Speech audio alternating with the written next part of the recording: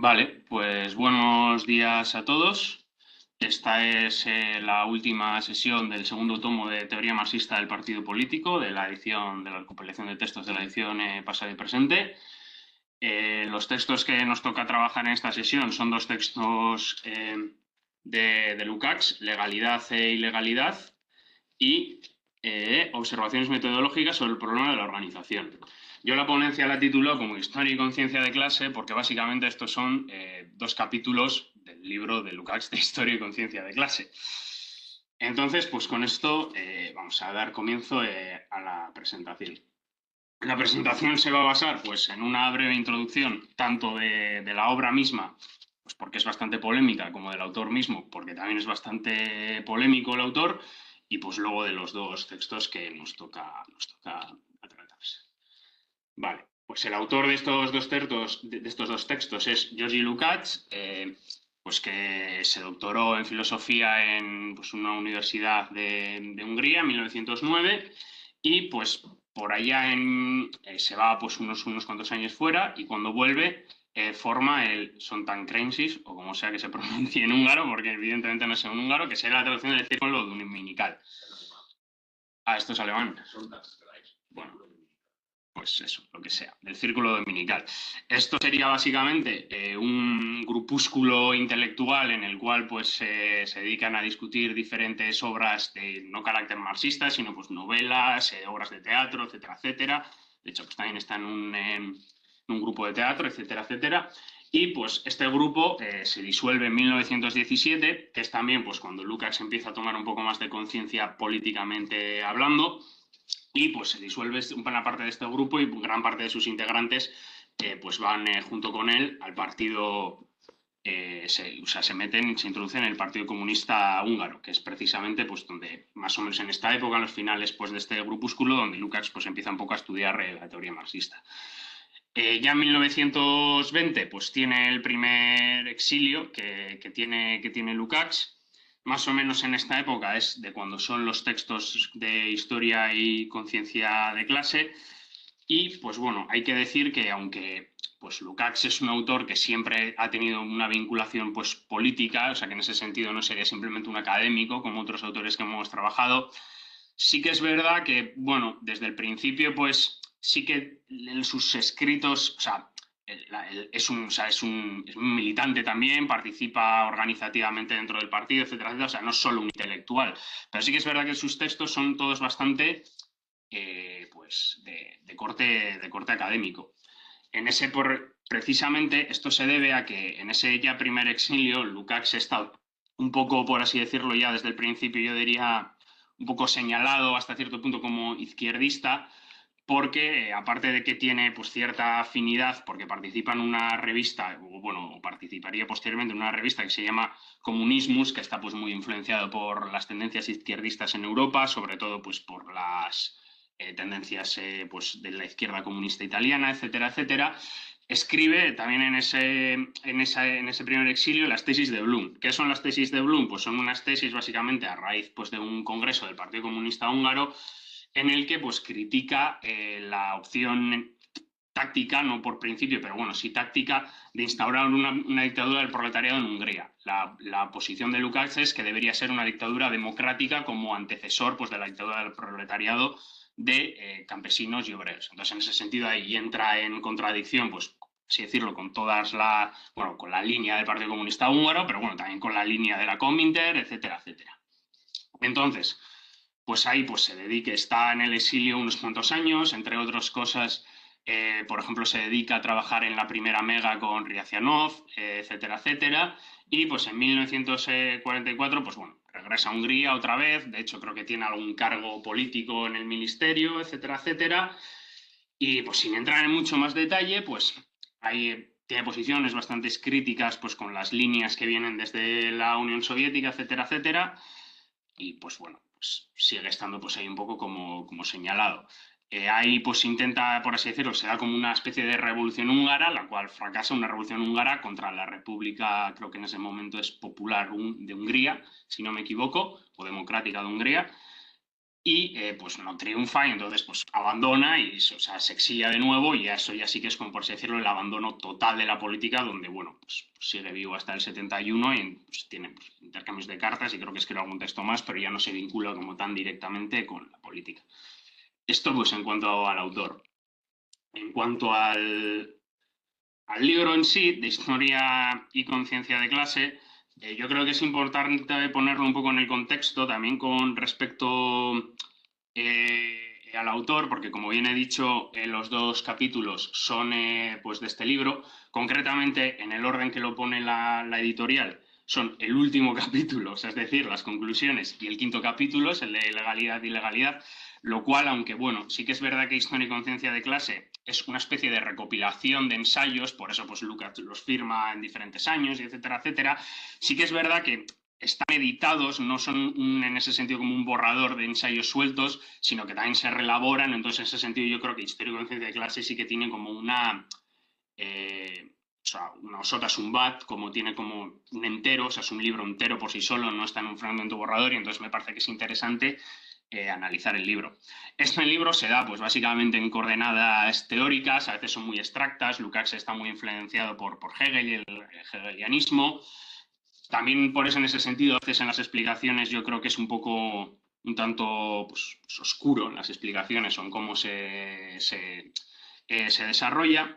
Y la cuestión de este libro, principalmente, es que hay un famoso pues, prefacio escrito por el propio Lukács, que está en el libro, en la edición de Acal que estoy poniendo aquí, pero bueno, también está en la edición vieja que está disponible en Internet, en el cual, pues básicamente, Lukács pues, reniega de este libro. Dice que, pues, que eso es parte de su desarrollo como en su juventud y de su juventud como marxista, pero que piensa que, pues, que sus tesis que son falsas y que son fracasadas y que, bueno, que se pueden rescatar ciertas cosas, pero tienen muchos problemas.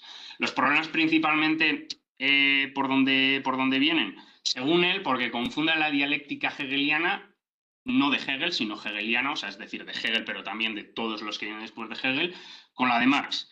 Principalmente en dos cuestiones: en la relación que tiene el proletariado como sujeto-objeto en relación con el devenir histórico, lo cual es una cosa bastante importante porque precisamente se tocan en los textos, sobre todo en el primero en la orden editorial, en el segundo en mi orden de exposición, que ahora explicaré por qué pues, lo voy a hacer así. Y es una cuestión bastante central y Lukács reniega de ese parámetro central que tiene. Y luego, por otro lado, porque dice que confunde la enajenación hegeliana con la enajenación de Marx, en palabras del propio Lukács. Y hay una tesis en ese prefacio que a mí me parece lapidaria, que es con respecto a historia de conciencia de clase, que dice así, que es la que está en la diapositiva. La única diferencia con las tesis de Bloom, que son las que he mencionado antes, es que consideraba y francamente sigo considerando todavía Historia y conciencia de clase como una obra intrínsecamente fracasada.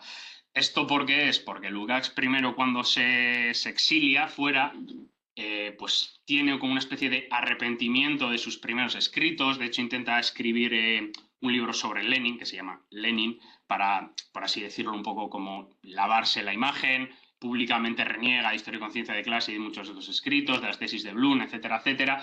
Pero claro, a medida que se va el tiempo, pues eso, se descubre, por así decirlo, que ese arrepentimiento sobre las tesis de Bloom en ese sentido es táctica.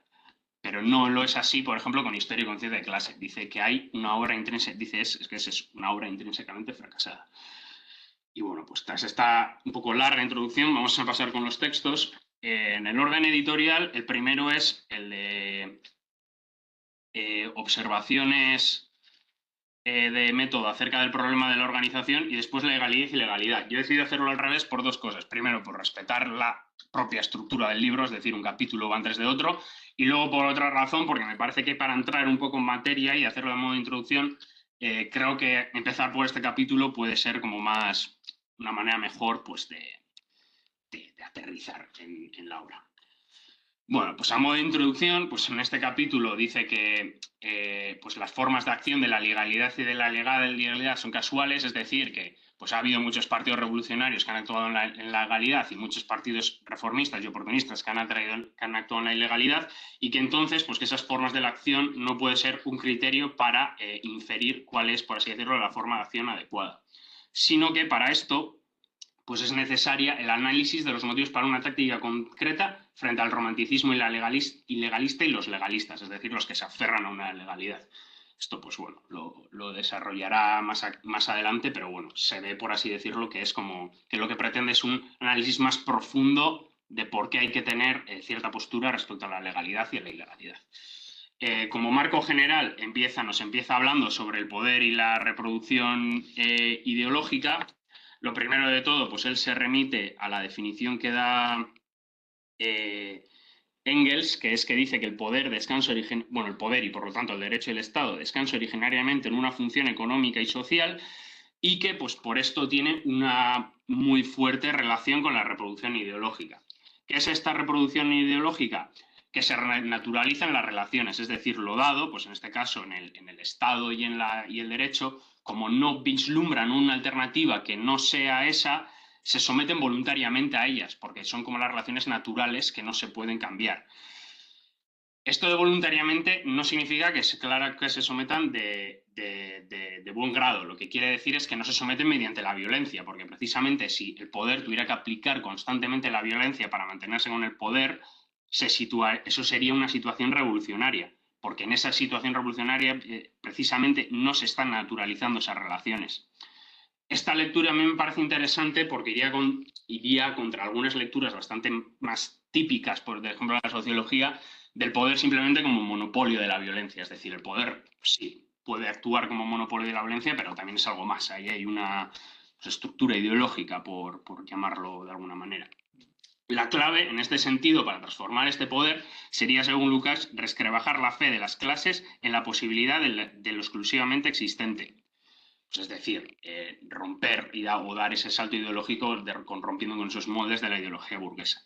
Y esto es muy importante, que va a ser un hilo conductor bastante importante dentro de todos estos textos, que esto no se da paralelamente con el desarrollo económico.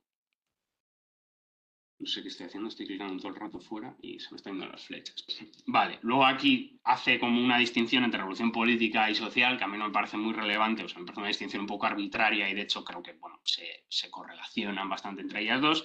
Y básicamente lo que viene a decir es que la revolución social es la transformación real ideológica.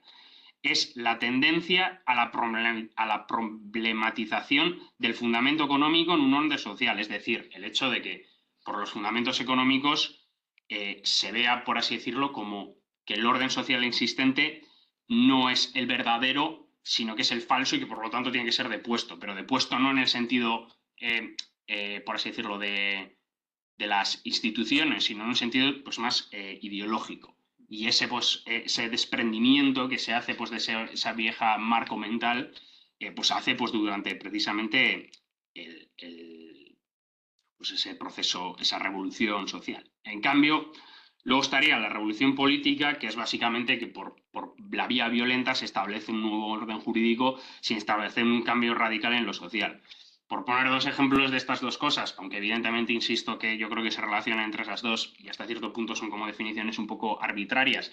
Una revolución política, por ejemplo, podría ser, en el caso español, la transición. Es decir, se cambian las instituciones, pero bueno, no transforman, por así decirlo, la vida social enormemente en un sentido ideológico. Y pues un ejemplo, por ejemplo, de la revolución social, pues algunas de las revoluciones francesas, otras evidentemente no. ¿Cómo seguiría esto? ¿Cómo entra esto? Pues el marxismo, ¿cómo entraría en esta transformación social? Pues la cuestión del marxismo sería que capta la esencia del proceso, no capta lo inmediatamente vulgar. Eso pues ya habla Marx pues, de los economistas vulgares que se quedan solo en la superficie y no van pues, a la esencia del fenómeno. Espera un momento que esto me lo voy a subir porque si no... ¿Se puede quitar eso? Ya, pero si habla, si no alguien no lo veo. Bueno, ¿vosotros lo veis sin eso? Ah, no, vosotros lo veis con eso. Espera, perdón. Es igual algo así, lo dejo así. Si alguien habla, pues que levante la mano que creo que lo veo igualmente. ¿Qué pasa? Nada, sin más.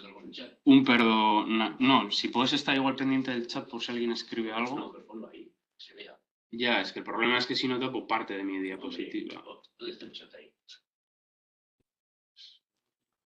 Chat. Y por debajo del todo, por arriba del todo, abajo. Sí, igual ahí no me pongo aquí. Fuera. Aquí, si lo escribo alguien lo ve.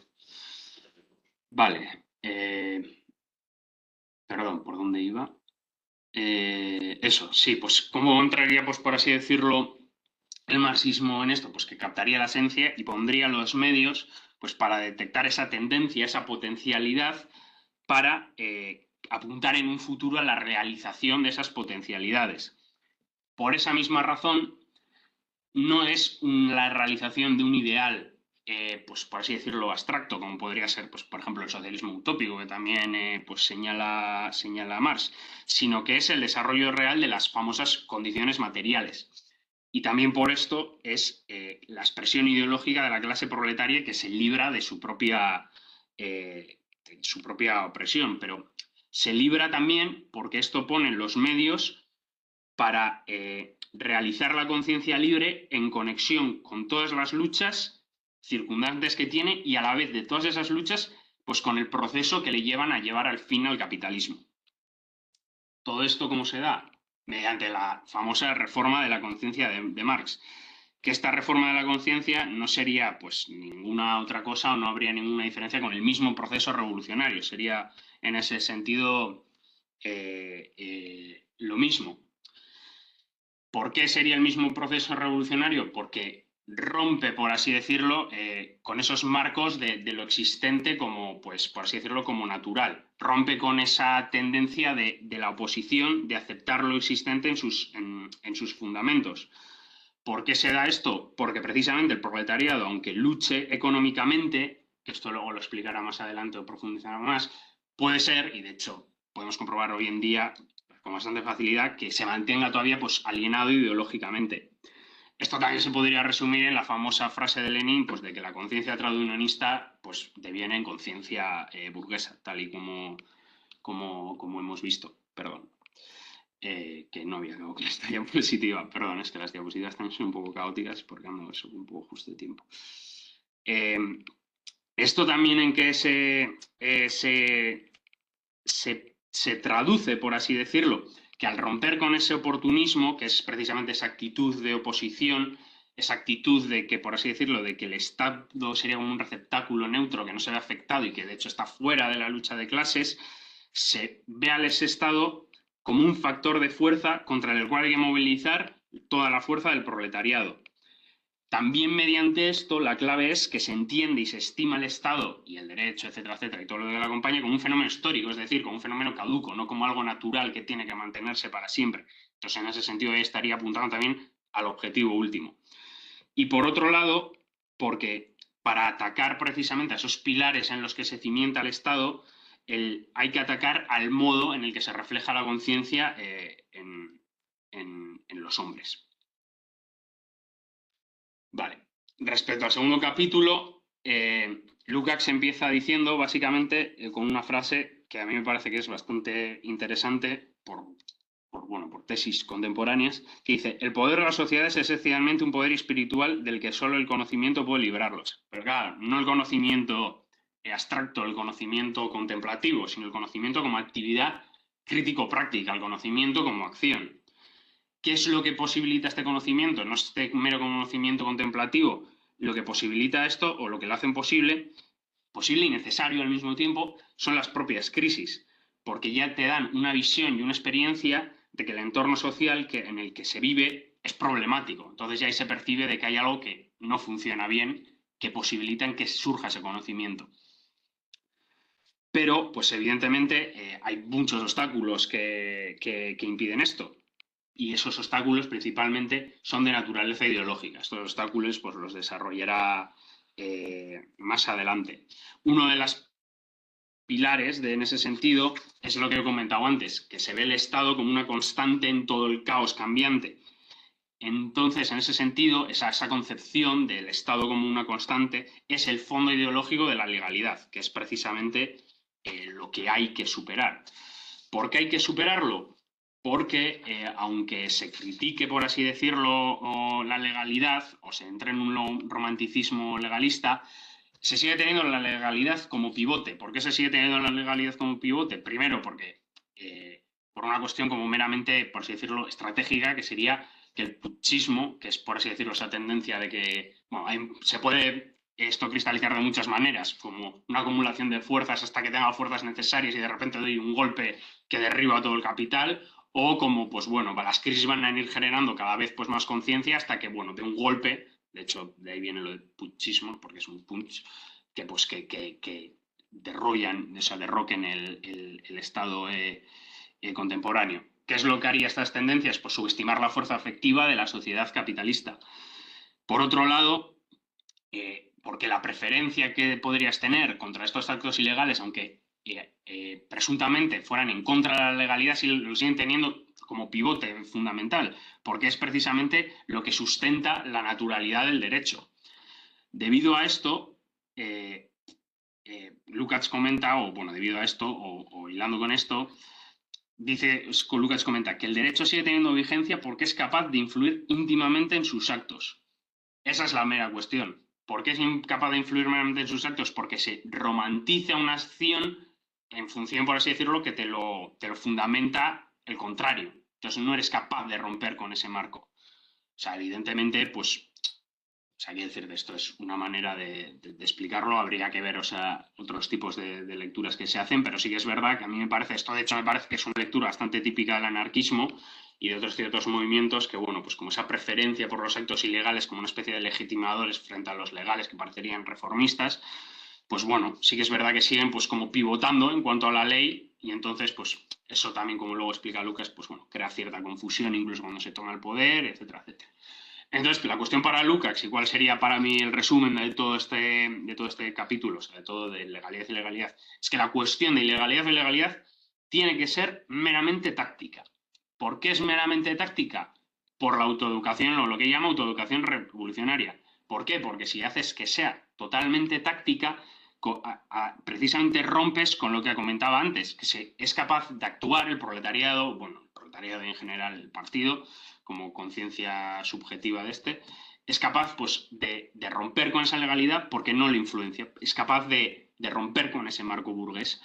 Y no solo eso, sino que encima, al plantearlo como una mera cuestión táctica, no solo que se rompa con ese marco, sino que se le presenta al proletariado esa legalidad y ese Estado como un obstáculo para llegar al fin. Entonces, ahí se aumenta de nuevo, pues, por así decirlo, el nivel de conciencia. En ese sentido, pone varios ejemplos, por ejemplo, las tesis del tercer congreso de la Internacional, en el que pues, básicamente la fracción parlamentaria pues, debería ser siempre dependiente del Comité Central, aunque este Comité Central pues, estuviera en la clandestinidad. Esto también pues, se traduce en que esta acción concreta pues, puede ser usada para reducir el prestigio que tenga pues, el Parlamento burgués. También en ese sentido comenta que una manera de romper con este marco, por así decirlo, es la de obligar al propio gobierno a violar sus propias leyes. Por una razón evidente, porque si el propio gobierno, que es quien pone las leyes, viola sus propias leyes, pues ahí, o sea, quiero decirte, estás deslegitimizando la propia ley en ese sentido. Y también, además, desenmascara, según Lukács, a pues, los oportunistas que pues, prácticamente venden la legalidad a costa de todo. Y de hecho, porque normalmente esos oportunistas tienden a apoyar esas medidas represivas del gobierno, que ha usado pues, violando sus propias leyes. Esto a mí me genera ciertas dudas, porque eso de obligar al gobierno a violar sus propias leyes, o sea, evidentemente yo creo que no podría tener la interpretación que voy a decir, pero o sea, el gobierno, esto es, de hecho creo que se ha comentado en otra sesión, pero los propios gobiernos, los gobiernos burgueses, por su propia naturaleza inherente, violan sus propias leyes constantemente. Entonces, o sea, sí, evidentemente, si no estás organizado ni nada, ni ningún tipo, pues bueno, pues no tiene que violar sus propias leyes. Entonces, organizarte es una manera de obligarlo al gobierno. Pero habría que ver esto de obligar al gobierno en qué se concreta, pues según Lukács. Vale. Y luego el tercer partido, el tercer capítulo de este apartado, pues vendría básicamente a hablar precisamente de ese marco burgués, y de esa ideología burguesa que incluso se perpetúa cuando el proletariado ha salido victorioso y ha tomado el poder. En ese sentido, lo que ocurre, o yo creo que aquí cuando Lukács sobre todo escribe esto, está pensando, y aparte por citas que hace, en el caso soviético, por lo que ve, o sea, quiero decirte, recordemos que aquí también en este punto, o sea, bueno, concretamente sí, cuando he escrito esto no sé si estará en el exilio, pero está en el exilio o está muy cerca de estar en el exilio. Lo que comenta Lukács es que aun cuando el proletariado toma el poder, siente el orden burgués todavía como legítimo y legal, es decir, como si esta revolución fuera una especie de bypass hasta que vuelva lo que ya hay. En ese sentido, para hacerle contra esto, Lukács comenta que hay que romper ideológicamente a la burguesía para que se ponga voluntariamente al servicio de la nueva sociedad. Esta lectura, pues, bueno, habría que ver luego de factos en qué se traduce, pero bueno, pues, por ejemplo, o sea, quiero decirte, porque esto te lo podría comprar, por ejemplo, pues, Deng Xiaoping o cosas así, o sea, quiero decir que no lo digo en contra, que eso sería otro debate de Deng Xiaoping o no, pero que habría que ver esta tesis en qué se traduce. También yo creo que está muy influenciada por la política de la SNEP, etcétera, etcétera. También comenta que la pequeña burguesía en ese sentido no tiene mucho problema porque tiene como una inclinación natural hacia el Estado. Y la cuestión es que aquí, en este apartado, cuando se toma el poder, hay que tomar consciencia o hay que hacer consciente al proletariado de su propia legalidad. Porque aquí dice, y esto yo creo que es una cuestión de traducción de Sacristán, porque dice que extraña los propios lugares de dirección aún, y por eso que aún que el poder con la lucha de la burguesía, o incluso aunque el proletariado tenga poder, es desigual. Aquí yo lo de extrañamiento, yo creo que eso es una cuestión de Sacristán, porque esto, bueno, no sé si es sabido, pero pues que eso lo comento.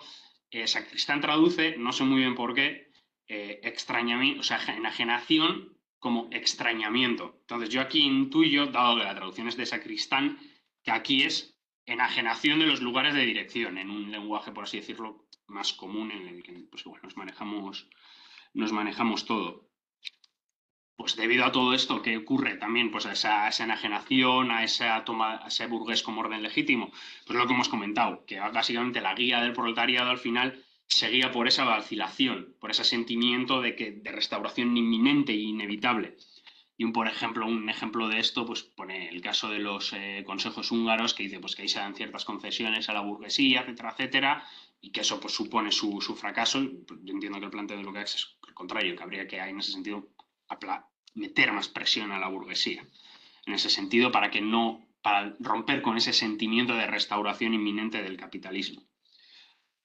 En ese sentido, pues por también ejemplos concretos pues, de la Revolución Rusa, pues Lukács comenta que hay que crear una nueva conciencia de la legitimidad de la revolución.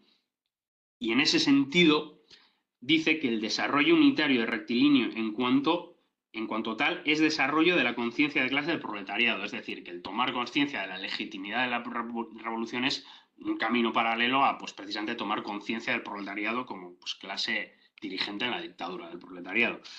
Pone algunos ejemplos de estos, por ejemplo, la política exterior rusa, que dice que aunque, pues bueno, con cambios que ha habido posteriormente, etcétera, etcétera, pues que al principio la política exterior rusa era una promoción de la revolución y, por así decirlo, de legitimidad por parte del resto de estados burgueses de esa revolución rusa, y comenta que precisamente que los rusos pudieron, por así decirlo, como llevar a cabo este proceso de legitimización porque en su mero camino de la toma del poder no tenían unos prejuicios sobre formas organizativas per se legales o ilegales, sino que en ese sentido se hacían una adecuación táctica.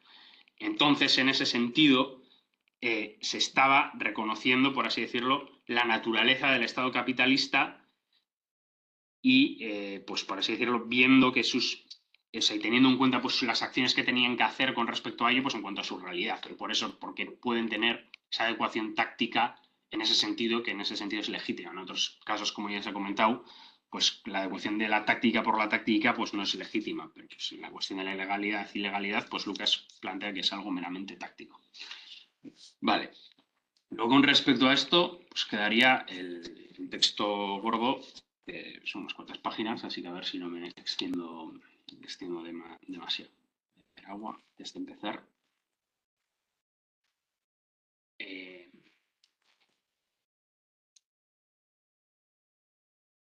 Por el carácter del texto, pues Lukács nos comenta una cosa que ya se podía ver bastante clara, pero que los problemas de la organización, que no son una cuestión técnica, sino que son uno de los principales problemas teóricos e intelectuales de la revolución, por muchas razones que luego comentará, pero también uno de los problemas que él señala es que muchas veces pues, ha habido interés suscitado por la cuestión de la organización por las consecuencias tácticas que se deberían inferir por así decirlo, de éxitos concretos. Es decir, interés por reproducir una especie de esquematismo de porque en la Unión Soviética, o sea, bueno, mejor dicho, en la Rusia zarista, ciertas formas organizativas llevaron a la toma del poder, hay que copiar uno a uno, lo cual no quiere decir, evidentemente, que no valga nada, y que haya que borrar todo, pero hay que copiar uno a uno en ese esquematismo formas organizativas que no se adecúen a la realidad concreta.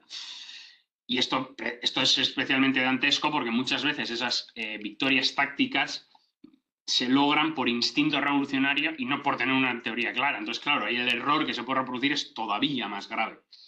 Entonces, en ese sentido, Lukács dice que aquí se comprueba la madurez e inmadurez del movimiento, viendo, por así decirlo, la comprensión de qué hay que hacer en el momento. Porque él lo que plantea es que las formas organizativas, por así decirlo, clásicas, pues que priorizan, por así decirlo, la conciencia o las acciones abstractas e inmediatas, es decir, pues, o las utópicas o las espontáneas. Y hay que pasar por las zonas de organización concretas y mediadas. Mediadas, pues, luego veremos pues, por qué. Siguiendo con esto... Espera, no.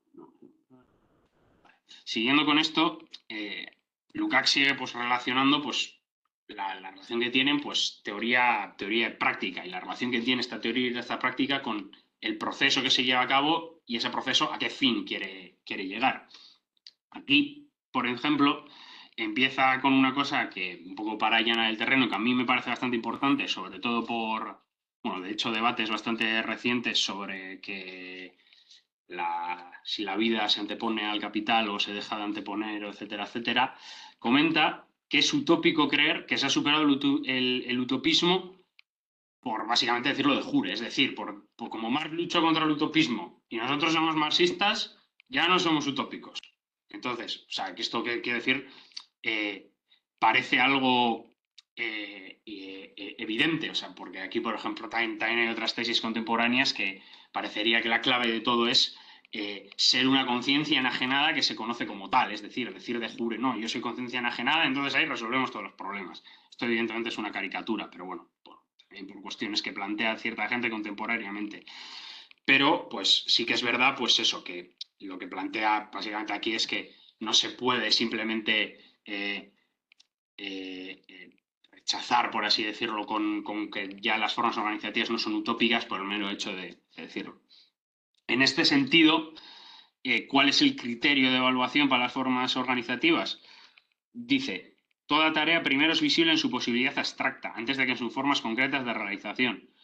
Entonces, solo se puede ver si es verdadero o falso en su forma concreta, es decir, cuando se realiza, cuando esa potencialidad coge forma.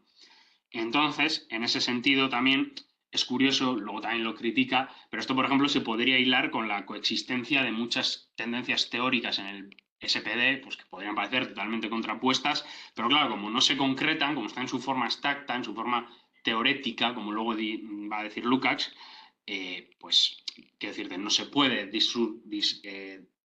vislumbrar si son planteamientos falsos o verdaderos. Se tiene que realizar en su forma concreta.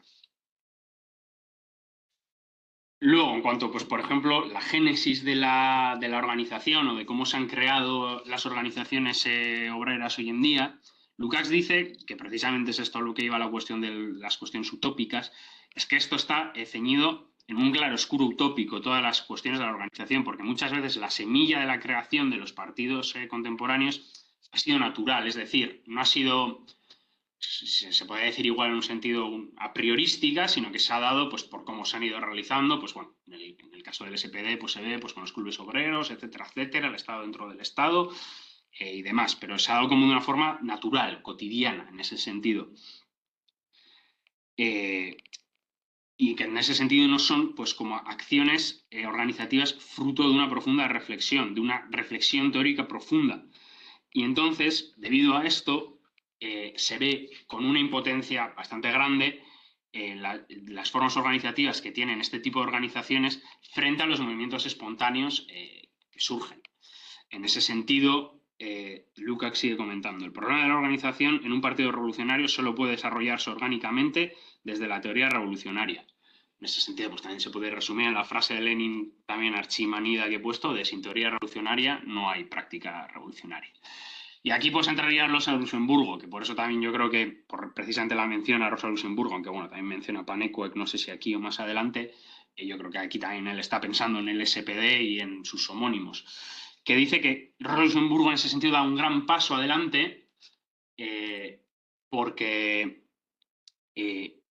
da un paso a reconocer que hay un problema en la organización, un problema de la organización como una cuestión de una herramienta meramente técnica y que pues es una cuestión también teórica. Aunque eso sí, apunta a ciertos problemas que tiene Rosa Luxemburgo, como por ejemplo que apunta a Rosa Luxemburgo, que Rosa Luxemburgo, pues por así decirlo, sobreestima la organización y subestima, al revés, perdón, o sea, subestima la organización y sobreestima la acción de la masa, y que en ese sentido, pues Rosa Luxemburgo diría, y bueno, yo creo que Lucas lo comparte también, pero Rosa Luxemburgo diría que la función del partido no es dirección técnica, o sea, no es una preparación organizativa, administrativa, sino dirección política. Esto, claro, pues eso, sería una subestimación de la organización y una sobreestimación pues, de la función de la masa. ¿Cuál es el problema de este precisamente? Pues que esto es un planteamiento abstracto como el de Panekoek, y que si no es capaz de plantear organizativamente bien pues, los momentos organizativos necesarios para esa dirección política.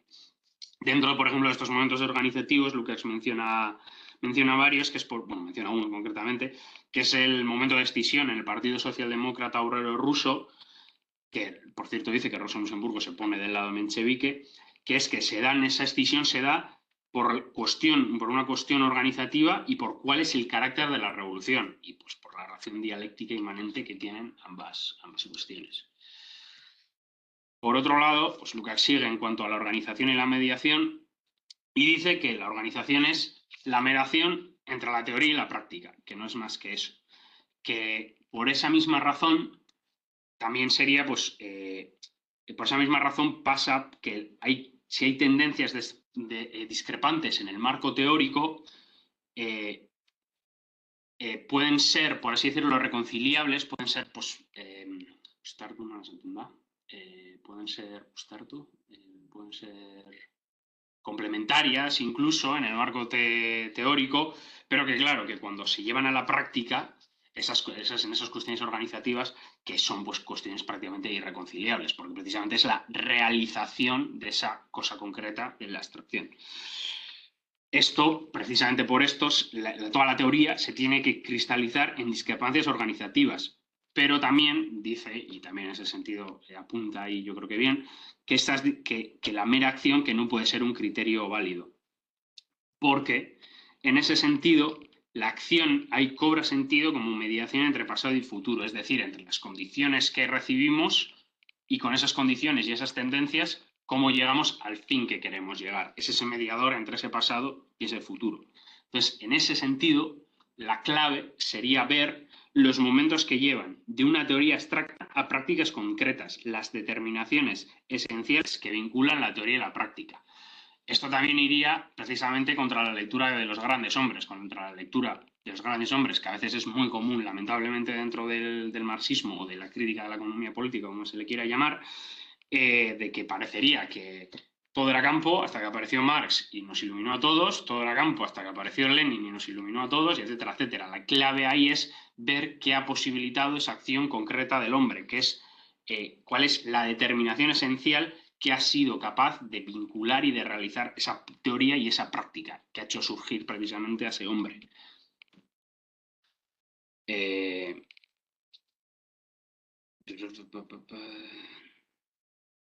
Vale, perdón. Antes de saltar a esta diapositiva, también en ese sentido creo que es importante que comenta Lukács, que ahí la cuestión es plantear los medios correctos para una transposición de teoría y práctica, es decir, para pasar de una teoría a la práctica. Solo desde esa manera se puede criticar la teoría desde el punto de vista práctico. Y precisamente por eso el oportunismo es bastante reacio a sacar conclusiones organizativas de polémicas de carácter teórico. Pone un ejemplo de esto, por ejemplo, pues cuestiones que pasaron en la AIT y demás. Bueno, en la Segunda Internacional, creo que dice. Para todo esto, pues claro, hay tendencias que no rusas que pues problematizan sobre eso, y pues él entra sobre las tendencias que no son rusas. ¿Y cuáles son precisamente los errores de las tendencias no rusas? Pues algunos ya los he comentado. Precisamente que no se concretan organizativa o llegan tarde, como por ejemplo pues, la Liga Espartaquista, por lo tanto pues, no se desarrollen ni política ni organizativamente, como solo confrontan teóricamente, disimulan los errores de sus oponentes, de los oportunistas, mediante esto posibilitan la actitud de centro frente a pues, yo qué sé, la guerra mundial mismamente, y pues precisamente por esto también hay como una defensa teórica que puede coexistir. También, pues uno de los errores principales es que sobreestiman a las masas, la capacidad que tienen las masas y sus movimientos de masa espontáneos por sí solos. Debido a esto, pues se quedan en ese regusto, dice Lukács, teórico propagandístico. Como se quedan en ese regusto teórico propagandístico, el proletariado no entiende, no porque sea tonto, sino no entiende porque no se está bien, no se plasma bien. ¿Cuál es el kit de la cuestión? Que el problema es una cuestión organizativa de fondo. El proletariado, en cambio, lo entendió en el sentido como diferencias, como matices sin mucha importancia teóricas, pues dentro de un movimiento revolucionario real unitario. Vale. En cuanto al segundo capítulo, a mí el segundo capítulo me parece bastante interesante porque me parece que resume bastante bien y critica bastante acertadamente una tendencia que básicamente sería la versión izquierdista del evolucionismo o, por así decirlo, la versión izquierdista del mecanicismo económico, que básicamente vendría a decir que las crisis económicas no es que estén en un roncucial prácticamente mecánico, que eso es lo que dice Rosa Luxemburgo, sino que las crisis económicas mecánicamente llevan a cambio de condiciones subjetivas. Incluso llegan a decir que las crisis económicas y la tasa de crecimiento de ganancia, etcétera, etcétera, imposibilitan económicamente, es decir, objetivamente, por ejemplo, que la socialdemocracia hoy en día se realice como tal. Tesis, a mi modo de ver, totalmente nefasta. Aparte de por muchas cosas que pues ahora mismo no voy a entrar, porque para empezar la socialdemocracia no es solo el estado de bienestar de keynesiano, sino, como bien por ejemplo apuntó en su primera caracterización del fascismo la Cominter, también el fascismo es la otra moneda, por así decirlo, de la socialdemocracia, en que lo recogería en cable con esa caracterización. Entonces, pues, ¿qué pasaría con esta versión izquierdista del evolucionismo? Que, insisto, tiene matices con respecto a la de hoy en día. Pues lo que he comentado, las crisis económicas tendrían un rol crucial y prácticamente mecánico, es decir, de cómo estas crisis van desarrollando la conciencia, pues sería un camino prácticamente paralelo, por eso es una versión izquierdista del evolucionismo, porque el evolucionismo precisamente lo que plantea es que básicamente lo que hace la conciencia desde fuera es como acompañar paralelamente a la conciencia del proletario porque llevan mecánicamente al mismo fin o por tendencia, cosa que es precisamente uno de los principales aciertos de Lenin, la conciencia tradicionalista genera conciencia burguesa, que hemos comentado antes. Otra cuestión, ¿cuál sería? Que hace de menos otras clases, que subestimen su posible orientación contrarrevolucionaria. Precisamente por esto pues van a fracasar, todos esos planteamientos van a fracasar políticamente con respecto a esas clases, pero también van a fracasar con respecto al proletariado.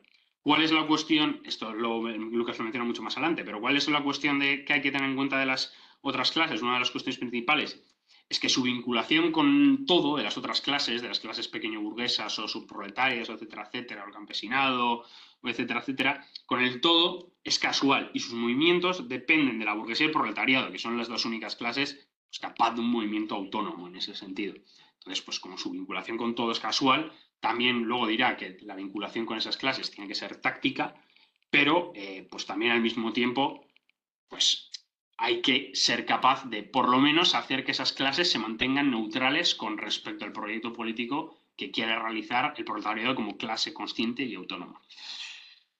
Y pues, por otro lado, lo que he comentado, que la conciencia no es paralela a la crisis. Y Lukács comenta que a mí esto es también por una cosa por la que me parece muy interesante, que esto, que precisamente que la conciencia no se desarrolle en paralelo a las crisis, es la base política de los mencheviques.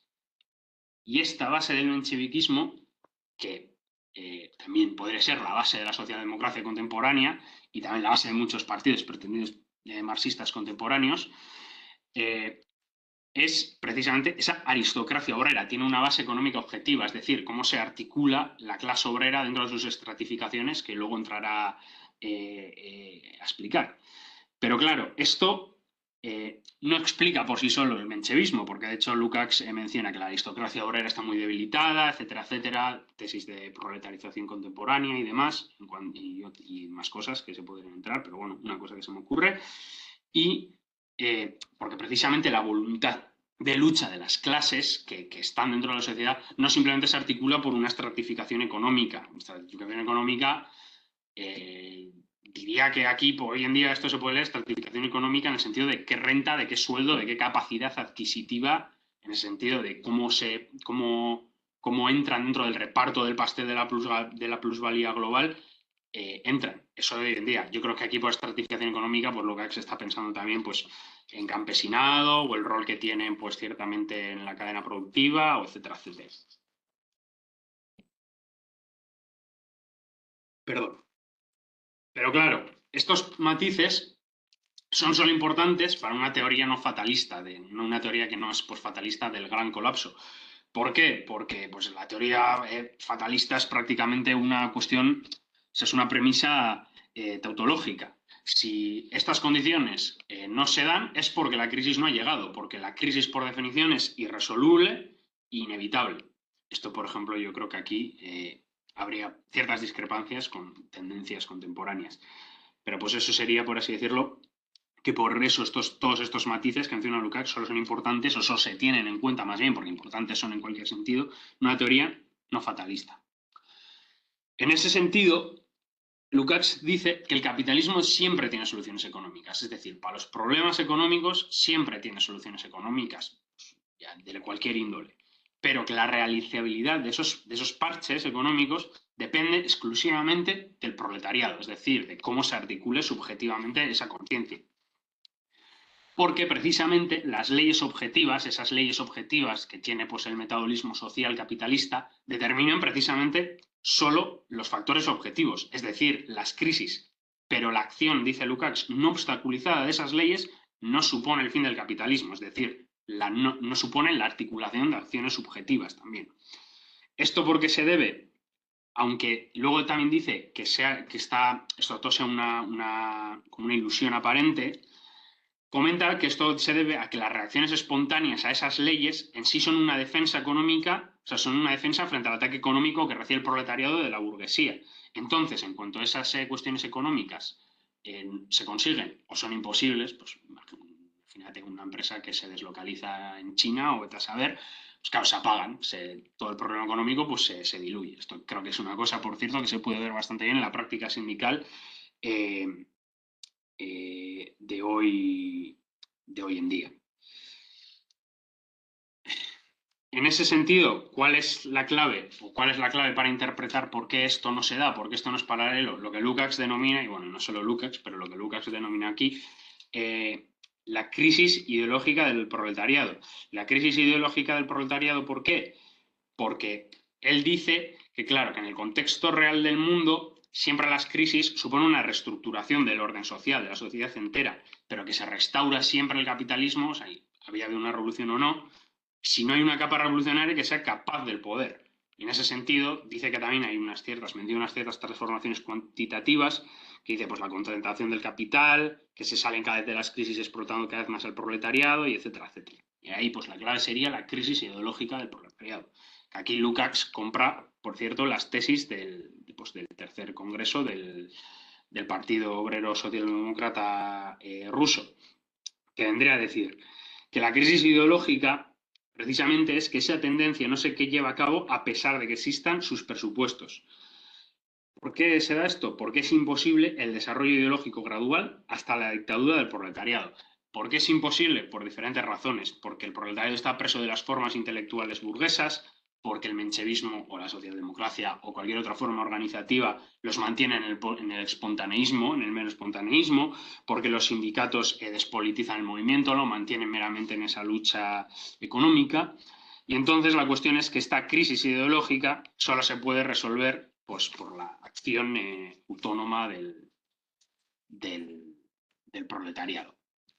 Esta acción autónoma del proletariado, como veremos pues, a continuación, pues se subjetiviza en el partido. Bueno, se sustantiviza, mejor dicho. En ese sentido, pues dice que ahí lo que se da es un paso de lo que pues, Marx bien llama el reino de la libertad, y pues como si ya ese paso de la libertad, como se da ese salto a ese reino de la libertad. Y lo que Lucas plantea es que ese salto al reino de la libertad es un proceso. Es un proceso porque es, por así decirlo, el reino de la libertad es cuando pasa a manos del proletariado el destino de la sociedad. O sea, es decir, cuando se instaura la dictadura del proletariado ya de manera consciente, etcétera, etcétera. O sea, bueno, perdón, no. O sea, sería más bien cuando después de haber instaurado la dictadura del proletariado, pues se pasa, por así decirlo, y es capaz de, pues, precisamente abolir la sociedad sin clases. Ese sería el reino de la libertad. Perdón por el pequeño. Pero claro, la cuestión de Lukács es que esto es un proceso, pero claro, ¿dónde empieza? Y pues Lukács dice, la primera aparición histórica del proletariado ya sería, aunque de forma inconsciente, la primera tendencia que orientaría ese proceso, que se iría orientando tendencialmente. Aquí aquí, junto con esto, comenta una cosa que a mí me llama la atención, que no sé si es una traducción o es un contra de, pues, de todos los manuales de dialéctica clásicas, que dice, las intensificaciones cuantitativas no son más que síntomas de las diferencias cualitativas. Que esto no sé si es un error de traducción, una rata, o es en plan que va en contra de todos los manuales básicos de dialéctica, lo cual no quiero decir que lo que digan los manuales básicos de dialéctica está bien, porque lo sabido es precisamente lo contrario, que las diferencias cuantitativas devienen diferencias cualitativas y no al revés. Las diferencias cualitativas no devienen diferencias cuantitativas.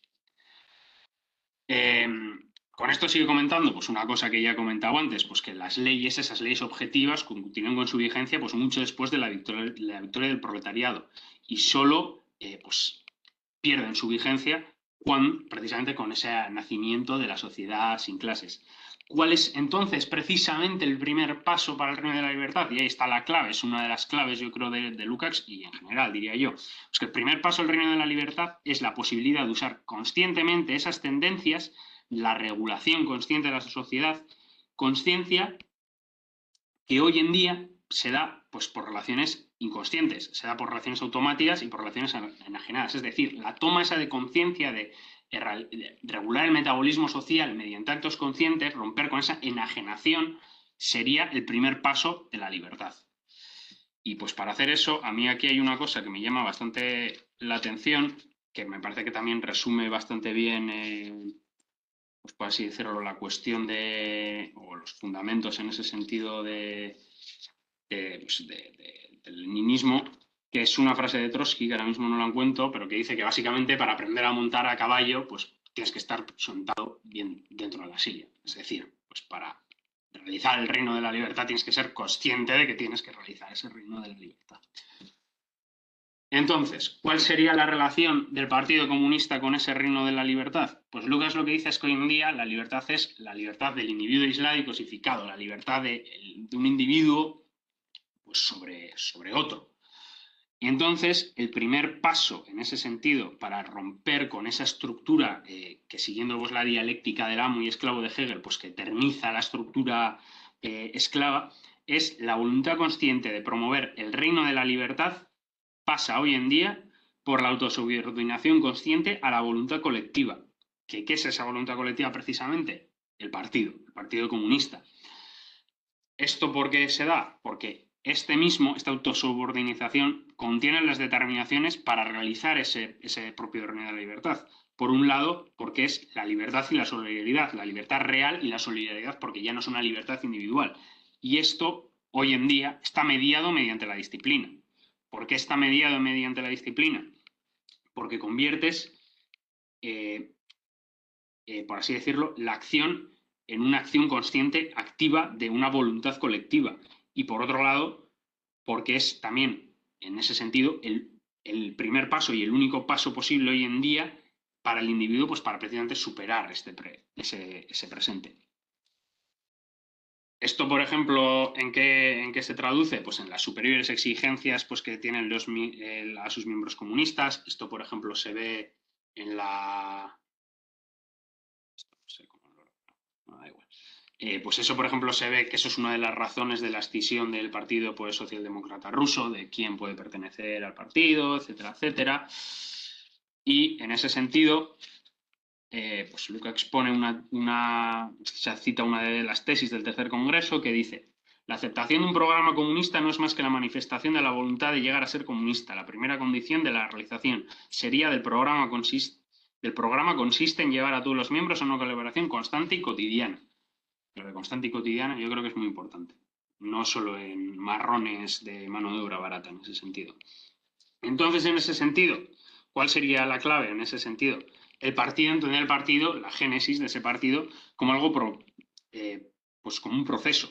Y en ese sentido, Lukács apunta que siempre se ha subestimado el elemento consciente y sobreestimado el elemento orgánico, es decir, el elemento de cómo se estructura naturalmente, como hemos dicho antes, pues esa organización, y se ha subestimado mucho, pues precisamente el estar sentado bien en esa silla antes de empezar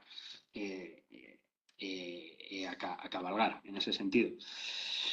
Y en ese sentido, Lucas comenta, es imposible saltarse el elemento procesual de su génesis mediante medios organizativos, con lo cual estoy totalmente muy de acuerdo. Pero luego dice, aunque puede organizarse mediante medios, o sea, puede acelerarse mediante medidas organizativas, que no entiendo muy bien a qué se refiere con esto, o sea, porque evidentemente una medida organizativa puede ser cómo orientas tu actividad inmediata, etcétera, etcétera, si la orientas ya a las masas, si consideras que el partido ya está, cuando en realidad no lo está, etcétera, etcétera, pero bueno, lo de que pueda acelerarse a mí me genera ciertas dudas. Pero bueno, que aún así, con todo esto, lo que Lucas comenta es que en última instancia la organización comunista se consigue en la lucha, porque precisamente es, o sea, en ese sentido sería la unión de las masas con el socialismo científico, es decir, se tiene que realizar.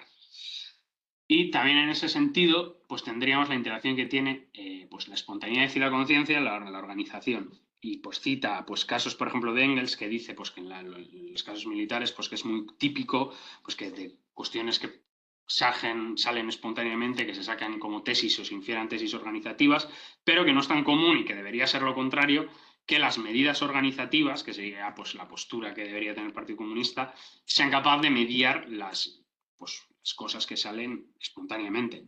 Solo mediante esto es capaz de eliminar la estructura del conocimiento pues post-festum que comenta él. Con esto que se abre, pues precisamente lo que hemos dicho, posibilita un conocimiento que no sea post-festum, es decir, que no sea posterior a que algo haya pasado, sino que se pueda, por así decirlo, prever, organizar, que no sea simplemente que, pues, que ha habido ahí un prólogo, un increíble, una revolución, una revuelta, simplemente nos dedicamos a observarlo desde atrás. Voy a intentar acelerar porque voy un poco tarde de tiempo, perdón. ¿Qué es lo que comenta? Que esto, pues eso, pues precisamente es capaz de romper el conocimiento pues, a posteriori, en ese sentido. Aunque sí que es verdad que este conocimiento a posteriori, inevitablemente, pues por cómo funciona pues, sensorialmente incluso, se puede decir, se sigue manteniendo en individuo. En ese sentido, entraría en contradicción la conciencia del individuo y la clase. Pero la clave es que ese carácter activo práctico de la conciencia del que antes hemos hablado aparece ya como un principio que influye en cada individuo y determina el desarrollo histórico. Aquí ya vemos una de las cosas con las que, por ejemplo, Lukács es bastante crítico, que es esa relación entre sujeto, conciencia, desarrollo histórico, objeto y demás.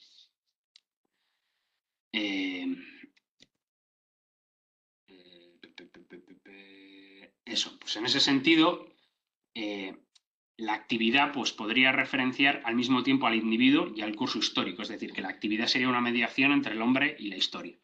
¿Qué pasaría, en cambio, con las organizaciones de tipo antiguo? Bueno, también las sectas que luego él menciona. Pues que las organizaciones de tipo antiguo se presenta al individuo como una masa, como un objeto, entonces tiene una imposibilidad de intervenir en el curso histórico. Debido a esto, pues aparecen todos los fenómenos derivados pues, de separar el ser y la conciencia, es decir, se da un fenómeno de alienación.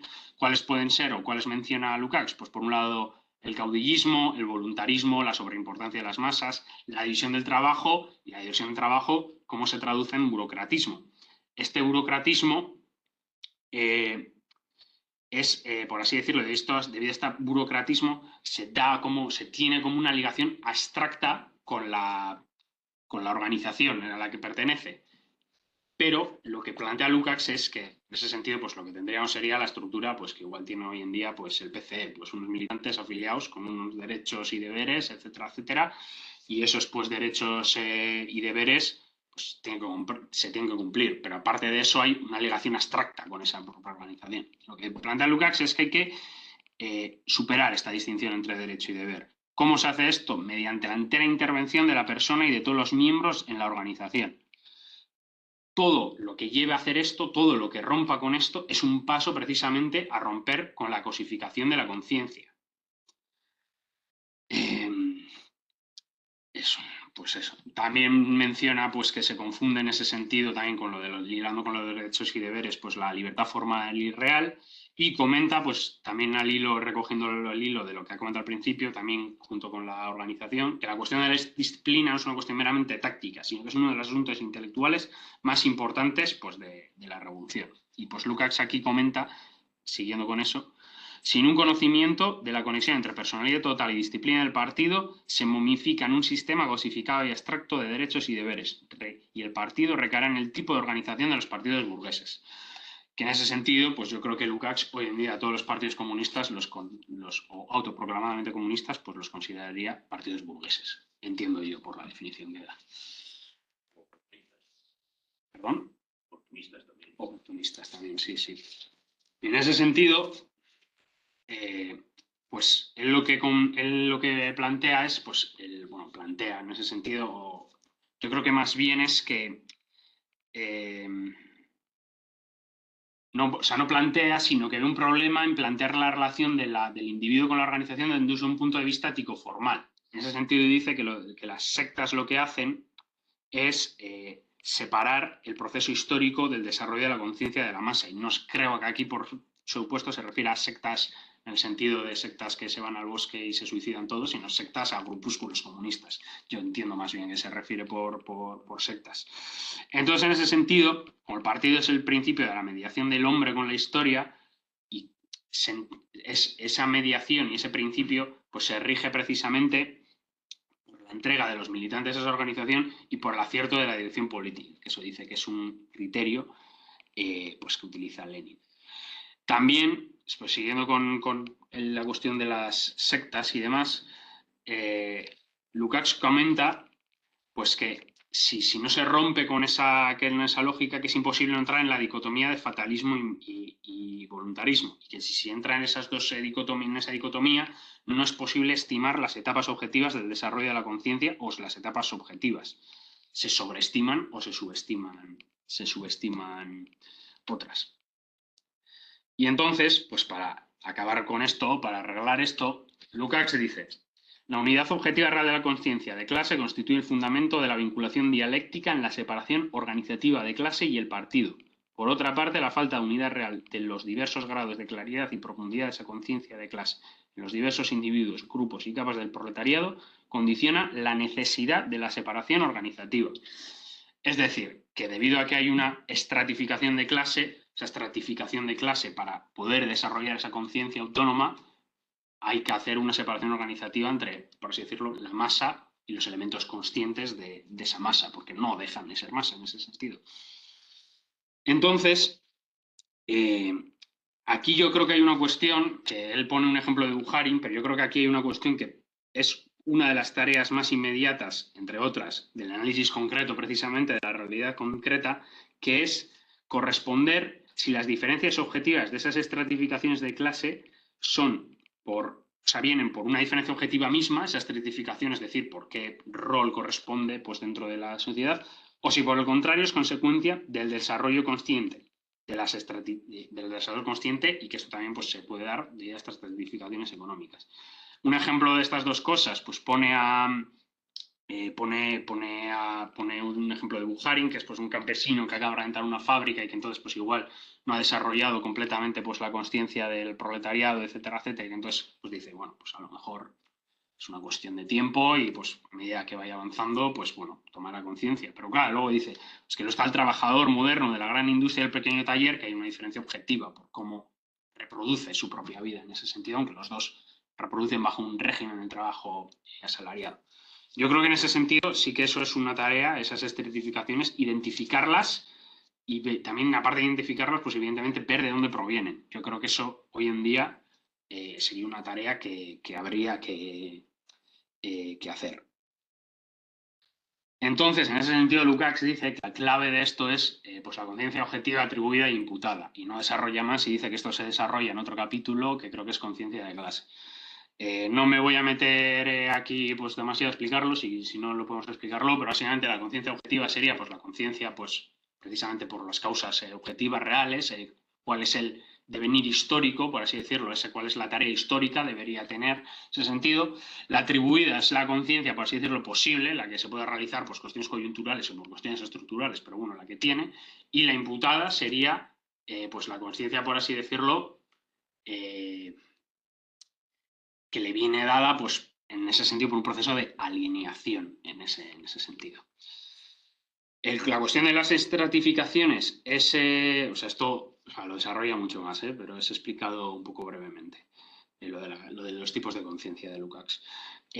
Lo importante son, dice Lukács, las estratificaciones a causas objetivas, porque estas estratificaciones económicas se suelen presentar como muy profundas. De estas se infieren acciones tácticas y de aquí se sacan pues, presupuestos dentro de la unidad orgánica, es decir, de cómo pues, hay que actuar en ciertas cuestiones, de qué labores hay que tomar, de pues, incluso pactos tácticos con las diferentes clases, etcétera, etcétera. Y que, pues, por lo tanto, dice en ese sentido, el partido presupone una unión orgánica de la unidad de la consciencia y el ser, del ser social subyacente a ella. Pero si ese ser es realmente diferente, pues ahí está precisamente el problema. Entonces, en ese sentido, pues Lukács sigue comentando pues que hay que identificar, pues por así decirlo, que puede haber como, pues que es lo que he comentado antes, que el desarrollo de la consciencia, pues que se separa poder actuar como catalizador en ese sentido. Estoy ya saturando un poco. Si yo no estoy saturando, vosotros no lo quiero imaginar. Y que en ese sentido, que las estratificaciones que se dan en los distintos partidos obreros, que no son estratificaciones económicas, sino distintos grados dentro del desarrollo de la conciencia. Por ello, pues bueno, lo de la cuestión del organizador, que por eso es lo del catalizador, y dice que en esos estratos la nivelación no tiene que ser el término medio, que eso sería, por así decirlo, la línea oportunista, sino que tiene que ser el nivel más alto posible. Y para que el proletariado, esto se debe también, aparte pues por una cuestión de por propio desarrollo de la conciencia, también es para que el proletariado pueda verse autorreflejado su conciencia de un modo directo en la sustantividad organizativa que es el partido. También de esta manera, mediante esa separación organizativa, la vanguardia consciente puede ser el medio que resuelve precisamente la tensión que hay entre la cuestión de lo que es posible inmediatamente y en qué estado está la consciencia. En cuanto al partido, pues evidentemente tiene una relación con la teoría, Lukács comenta, como el partido es la más alta posibilidad de acción, presupone una teoría válida y a la vez esta forma de organización promueve la autocrítica y la depuración de la teoría, es decir, que de nuevo hay una relación entre teoría y práctica. También, pues sigue comentando, dice, así pues, capacidad de acción y capacidad de autocrítica, de autocorrección, de bla, bla, bla, se encuentran en la interacción indisoluble. Tampoco en el terreno de la teoría ahora el partido como representante del proletariado. Si la conciencia de clase es cosa procesual y fluida en relación con el pensamiento y la acción de la clase entera, ello tiene que reflejarse en la forma organizativa de esa conciencia de clase, el Partido Comunista. Que bueno, aquí yo creo que ya pues, o sea, no dice así como nada nuevo. Y luego pues sigue comentando que toda esta teoría, que sea pues una cuestión teórica también, que el objetivo de esto es orientar a la teoría a las necesidades inmediatas de la clase, pero sin no por ello, y por esto también saca a colación pues, cuestiones de la postura del Frente Único, sin ello disolver el partido en las masas. Pues de ahí está precisamente pues, la importante de la separación.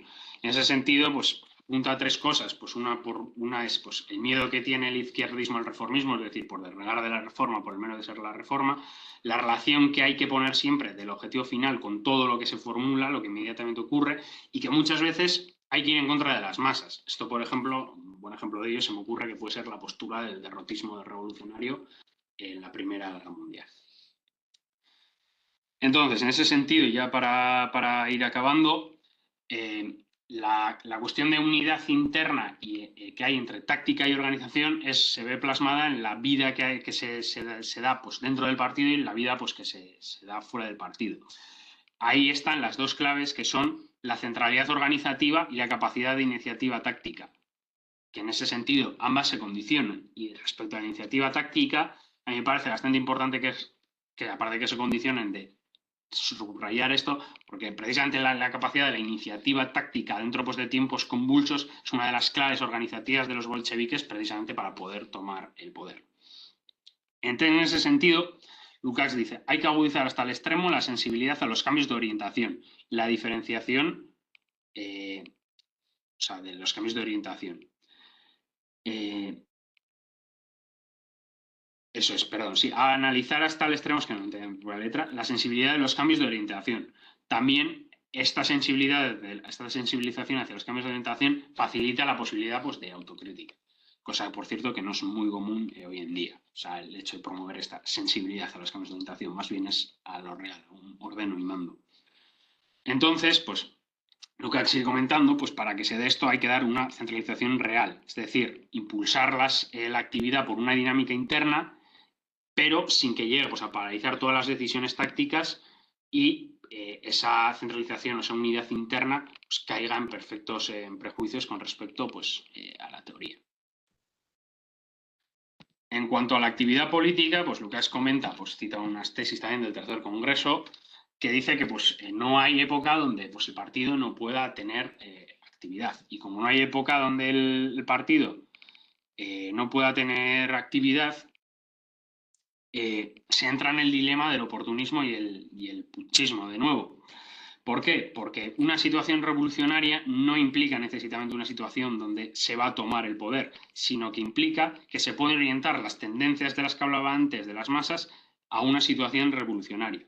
Para poder orientar esto es indispensable el desarrollo interno de la configuración de la consciencia, es decir, pues el desarrollo del partido.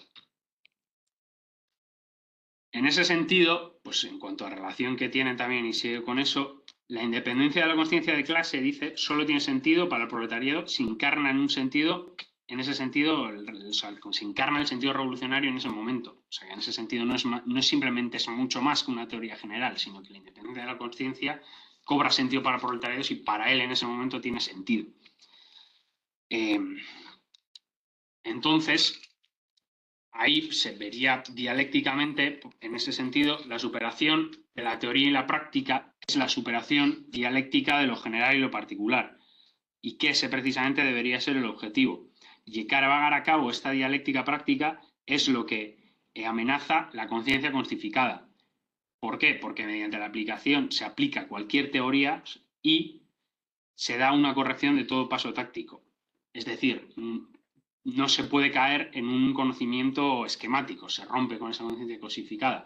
Aunque así que admite Lukács que, pues, evidentemente tiene un peligro de que toda cuestión que haya sido un arma para el proletariado pues puede pasarse a la oposición. Entonces, en ese sentido, hay un peligro de que esa conciencia se vuelva a cristalizar y se vuelva a cosificar.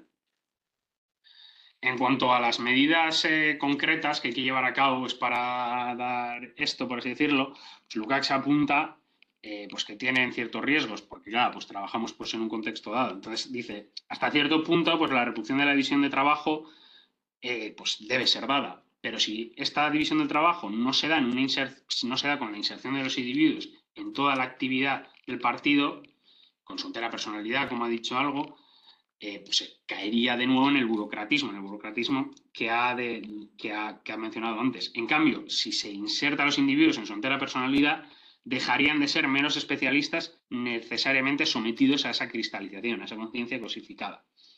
Por otro lado, pues por cómo se relaciona también dialécticamente lo particular y lo individual, toda decisión de partido se realiza en sus miembros.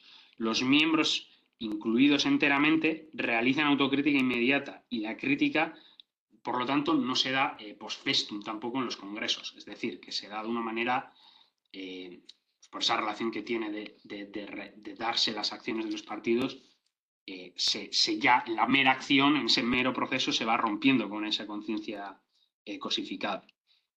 Por otro lado, lo que dice que la intervención activa de la vida cotidiana, que es el único medio también, como por así decirlo, la herramienta pues, para autoasegurarte, de obligar a esos partidos a hacer comprensibles sus decisiones, es decir, que no sea pues de nuevo un ordeno y mando. Y que entonces, en ese sentido, pues ahí se da la interacción entre la voluntad viva, es decir, pues entre la masa militante y la voluntad central, pues el comité central. Y solo mediante esa interacción se puede romper con precisamente esa crítica post-festum, porque se da un intercambio de experiencias tácticas y organizativas concretas y generales inmediatamente, pero todo orientándolo al futuro, todo metido dentro de ese proceso. Y entonces, pues en ese sentido, Lukács, pues para ir acabando, dice que precisamente la verdadera democracia es la disolución entre derechos y deberes como actividad solidaria.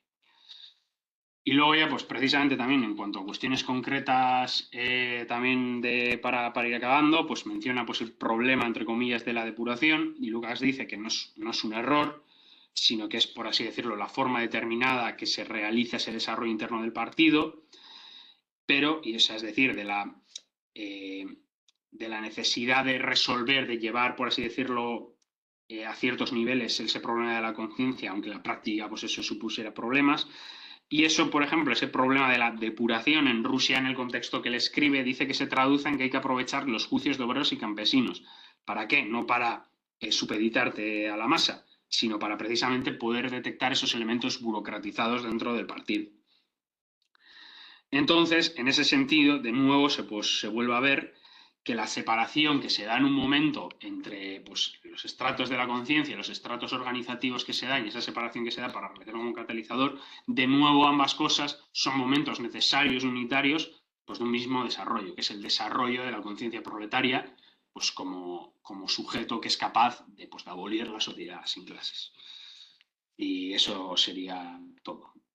Perdón por la extensión, que me he pasado un poco. Yo creo que me lo he guiñado, o sea, pero bueno, ya no tanto, ¿no? 1 hora y pico. A ver. Así que después de esto, pues bueno, pasamos con las preguntas y las cuestiones y tal. Y Enrique, pues nos comenta lo que plantearé. Tal vez se deba al momento en que Lukács escribe esto, y pone entre comillas, en cualquier situación en que pueda encontrarse el capitalismo, siempre puede encontrar soluciones puramente económicas. ¿Esto es de Lenin? Pues yo no sé si es de Lenin, pero si no es de Lenin, yo creo que se infiere relativamente fácilmente de Lenin. O sea, es decir, lo que aquí plantea Lukács es que si tú al capitalismo le dejas obrar sin ninguna oposición, lejos de las tesis fatalistas colapsistas de que pues, el capitalismo va a colapsar, esto incluso hoy en día se podría traer a la cuestión ecologista de que parece que el sistema va a colapsar y ya está, y entonces como va a colapsar, va a ser imposible el capitalismo, porque como no hay globalismo ya, eso sería otro tema, como ya no hay globalismo no puede haber capitalismo, y es como, bueno, no tiene por qué. Entonces lo que quiere decir en ese sentido es que el capitalismo para reproducirse como orden social, si el problema es económico, por las leyes generales, pues por la ley tendencial de la ley decreciente de la tasa de ganancia, o pues etcétera, etcétera, pues el problema de la automatización, que bueno, también hay que decir, no es otra cosa aparte, sino que deriva de ello, sino que si no se le opone nada a esto, pues que siempre puede pues encontrar soluciones puramente económicas. La imposibilidad de que no encuentras soluciones económicas y que esas crisis realmente se transformen en una consciencia diferente es una cuestión subjetiva, es una cuestión organizativa, es decir, es de una posición de no dejar, ya sea pues por boicot directamente o por no dejar porque organizativamente no se deja, políticamente no se deja, pues que realice esos medios puramente económicos. Es decir, esto, por ejemplo, Lukács lo menciona en algún punto también. Una de las soluciones que encuentra el capitalismo es explotar cada vez más el proletariado. Entonces, claro, si el proletariado en ese sentido se deja explotar hasta la extenuación, pues bueno, pues saldrá adelante, pues porque de repente matará a un genocidio y matará laboralmente a no sé cuánta gente. Y, o sea, esto evidentemente es como bastante, o sea, no sé, bueno, yo creo creer que no pasaría, pero y encontraría mediante la reducción de la población, por así decirlo, un aumento en la oferta y la demanda que le haga recuperar esa tasa de ganancia que ha caído. Ojo, yo creo que ese párrafo hay que matizarlo. Estamos en la página 68. Dice, Lenin ha mostrado con toda razón que no hay situación alguna que en sí y por sí carezca de salida. Cualquiera que sea la situación en que se encuentre el capitalismo, descubrirá siempre posibilidades de solución puramente económicas. Descubrirá posibilidades de solución. La cuestión es simplemente si esas soluciones podrán realizarse.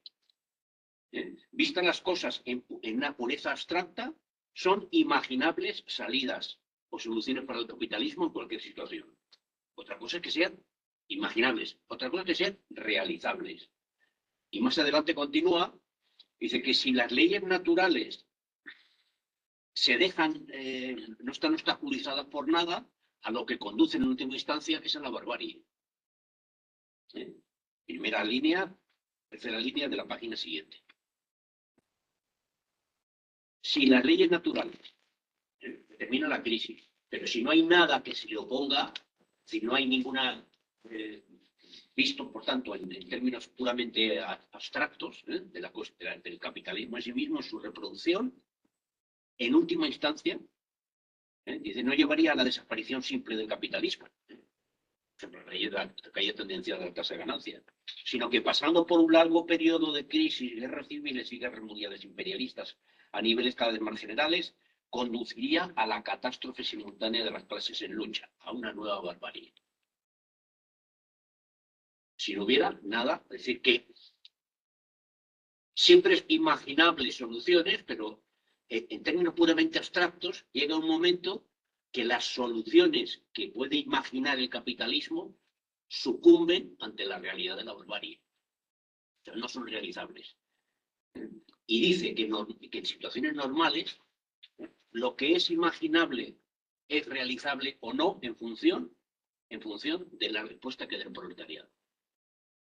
En situación normal, la salida que se propone el capitalismo a sí mismo no se cumple o no en función de la respuesta del proletariado. Y si no consideramos ningún tipo de respuesta ni de interferencia, naturalmente desemboca en la barbarie. Yo ahí apuntaría que la caracterización de barbarie no es una caracterización de colapso. O sea, quiero decir, puede haber, en ese sentido, capitalismo más civilizado, más bonito, más rosa, puede haber capitalismo más crudo y más bárbaro, pero que no deja de ser capitalismo. Barbarie, cuando dice barbarie, dice barbarie. Dice a la catástrofe, por cierto, lo pone entrecomillado, o sea que es una cita de alguien. A la catástrofe simultánea de las clases en lucha. A la catástrofe simultánea de la clase burguesa y de la clase del proletariado. Es decir, a la barbarie. Yo creo que eso de ese término de barbarie, yo creo que lo saca de Rosa Luxemburgo. Y en ese sentido, esa Rosa Luxemburgo también, cuando habla de barbarie, cuando se habla de barbarie, la barbarie no implica el fin del capitalismo, sino que implica un capitalismo, por así decirlo, mucho más crudo, o sea, en sus formas.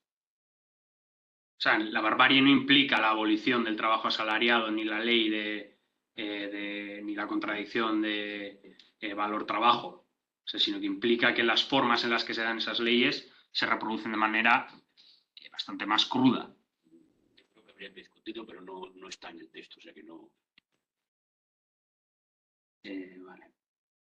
Enrique sigue comentando, página 92, que pues yo no tengo el mismo paginado, así que no sé exactamente dónde es. Dice, aquí parece que Lukács no percibe ni piensa en la posibilidad del fascismo en las crisis que no puramente económicas.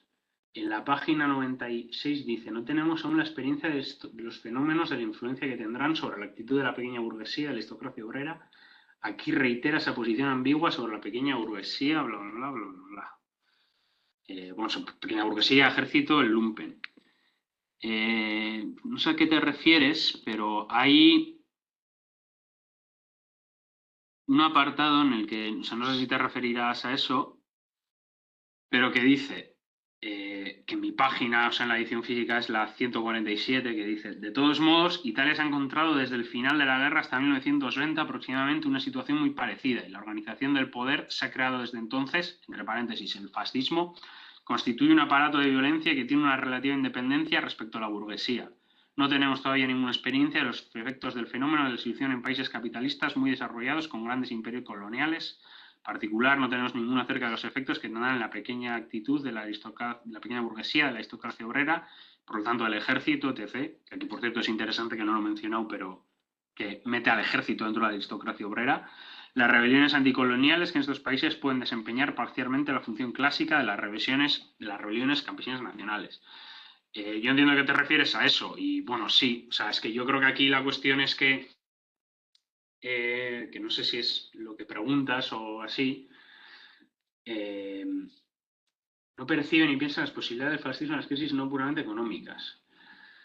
Es que yo creo que aquí la cuestión es que por la época, o sea, quiero decir, o sea, el fascismo como un movimiento más puro, no pues luego como cristalización o realización en el nacionalsocialismo en Alemania, o sea, sí que es verdad que tiene, o sea, dentro de que evidentemente pues es una cosa que sale de la burguesía, etcétera, etcétera, y corresponde al marco pues burgués, sí que tiene pues eso, como una cierta independencia o una relativa independencia respecto a que es también de una manera utópica, a lo mejor, pero crítico con respecto pues al sistema capitalista. Y entonces yo creo que aquí lo que comenta, o sea, o lo que quiere venir a decir, o sea, Lukács es que sí, que no ve que él no es capaz de ver o que no tiene ejemplos todavía de que esa tendencia del poder que tiene relativa independencia con respecto a la burguesía, eso de relativa independencia, pues bueno, se podría discutir. De hecho, hay muchas caracterizaciones del fascismo bastante diferentes que pues bueno, que dan para ríos de tinta en ese sentido, pues que no sabe muy bien pues ese nuevo, como ese factor que entra dentro del tablero, pues cómo puede influenciar, pues también de nuevo con las rebeliones anticoloniales, por ejemplo, pues que hay, pues que en Italia, o sea, quiero decirte que luego tiene pues con Etiopía, etcétera, etcétera.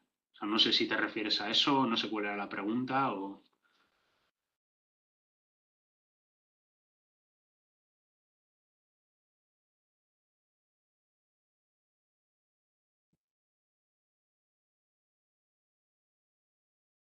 Joaquín, ¿tienes algo que decir? O... Bueno, para empezar, el texto de Lucas está escrito antes de, mientras Mussolini todavía sigue siendo parte del Partido Socialista Italiano. O sea, está escrito en el año 2021. 20 o 22. Un par de años antes de que Mussolini funde el Fasti. Y de respuesta a eso que dice que todavía no sabemos. En el 22. Bueno, todavía no sabemos cómo va a reaccionar la pequeña burguesía y la aristocracia obrera. Todo depende, dice, del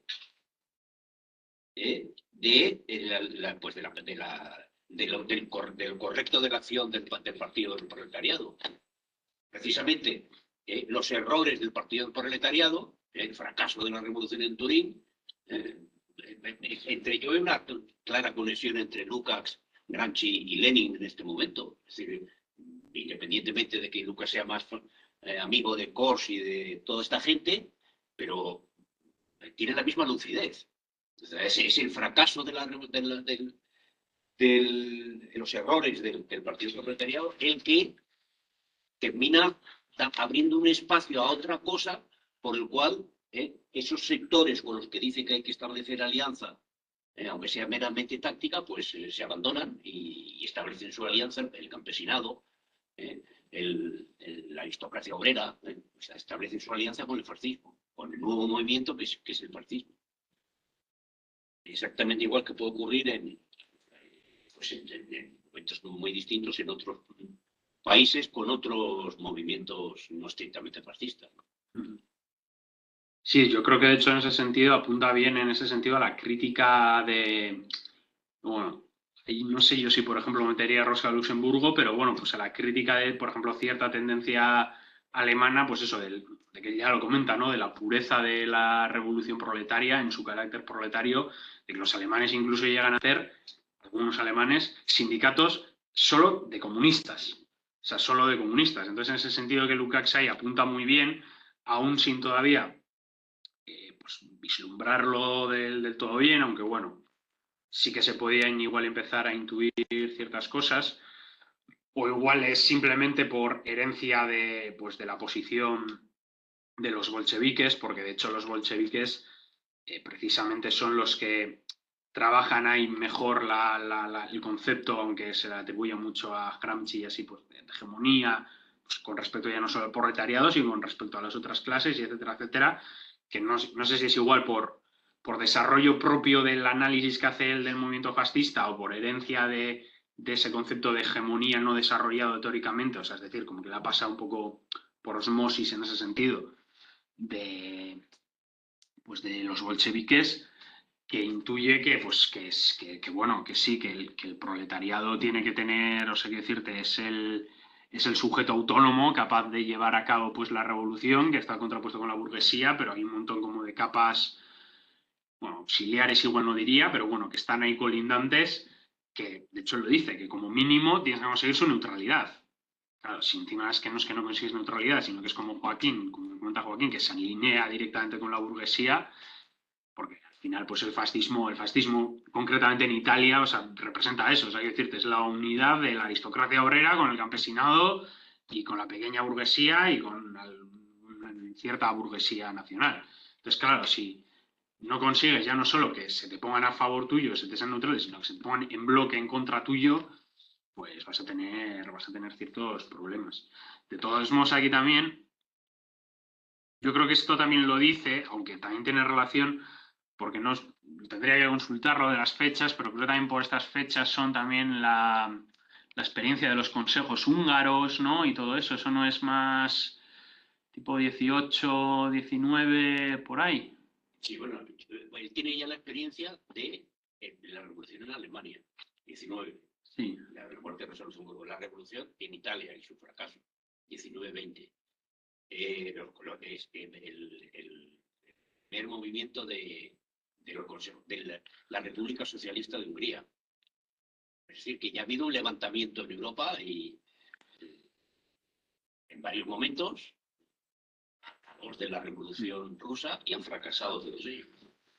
Sí, o sea, yo lo digo porque concretamente en el caso húngaro, o sea, pues evidentemente no soy experto ni mucho menos, pero yo tengo entendido que es precisamente importante como la actitud de una especie de NEP extraña que toman ahí, pero que claro, es una NEP en plan de prácticamente de concesión total y absoluta a toda la pequeña burguesía, a todos pues los terratenientes, si se pueden llamar así, que hay, etcétera, etcétera. Pues claro, eso pues también, de ahí viene yo creo también precisamente el problema que tiene o esa sensibilidad que tienen con respecto a también, o cuidado que cuando llegamos al poder todavía hay problemas, o sea, quiero decirte, la toma del poder es, dentro de un marco histórico general, está, vamos, igual no es el primer paso, evidentemente, pero es el primerísimo paso, o sea, está en el primer tercio si es que llega, en el primer cuarto de todo el desarrollo general de la cuestión.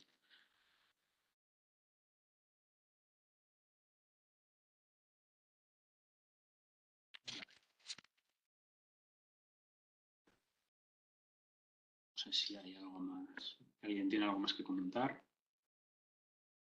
El chat creo que nadie ha escrito nada. No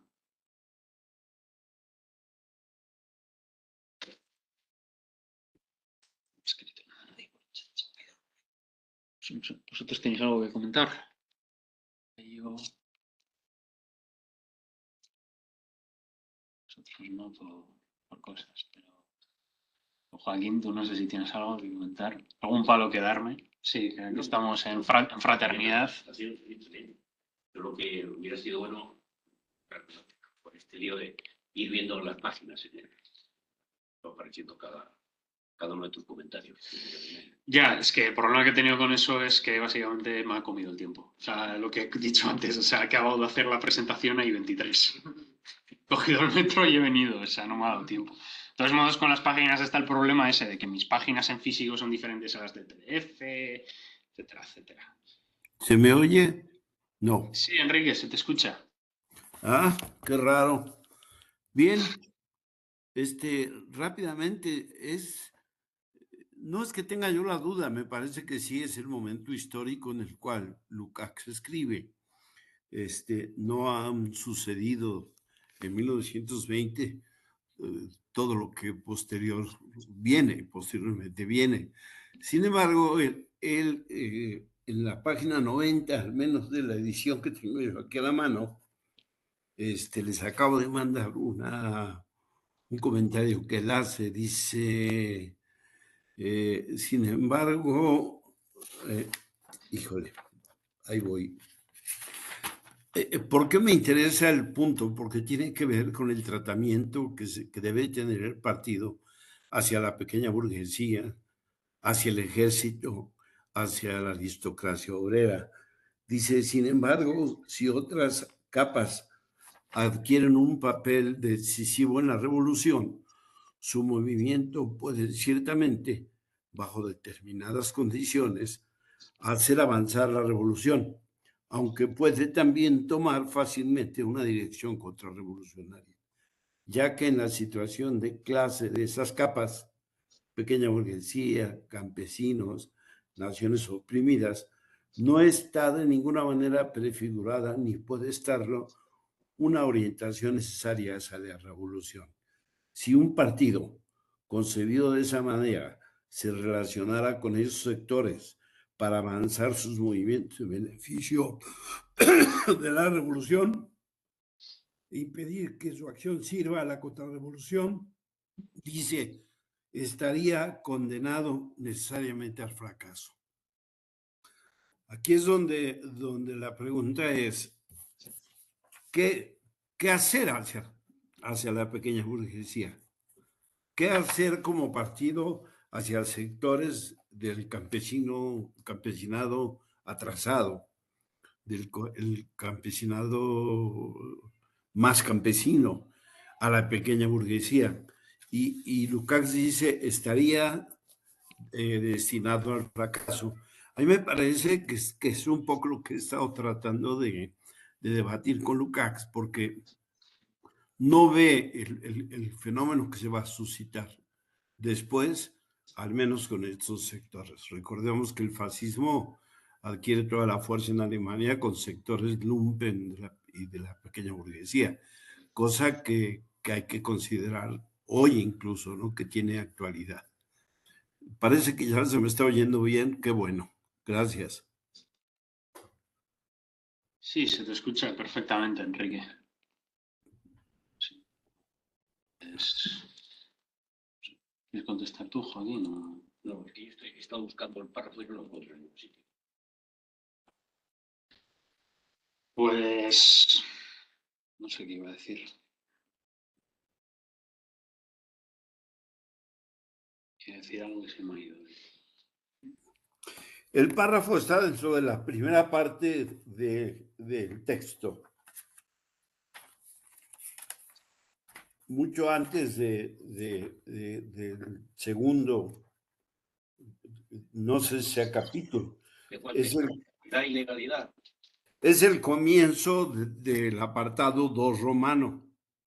El comienzo del apartado 2. Quizá las siguientes 2 páginas, porque se empieza, dice, hemos explicado en otro lugar que no se trata aquí de una mera casualidad, de un simple error de esta precursora. Y continúa.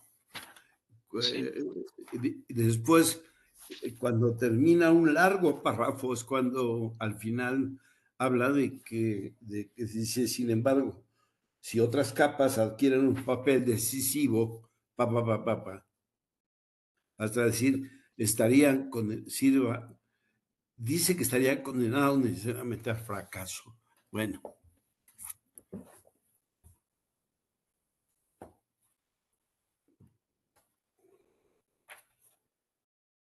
Sí, o sea, yo lo localizo bien.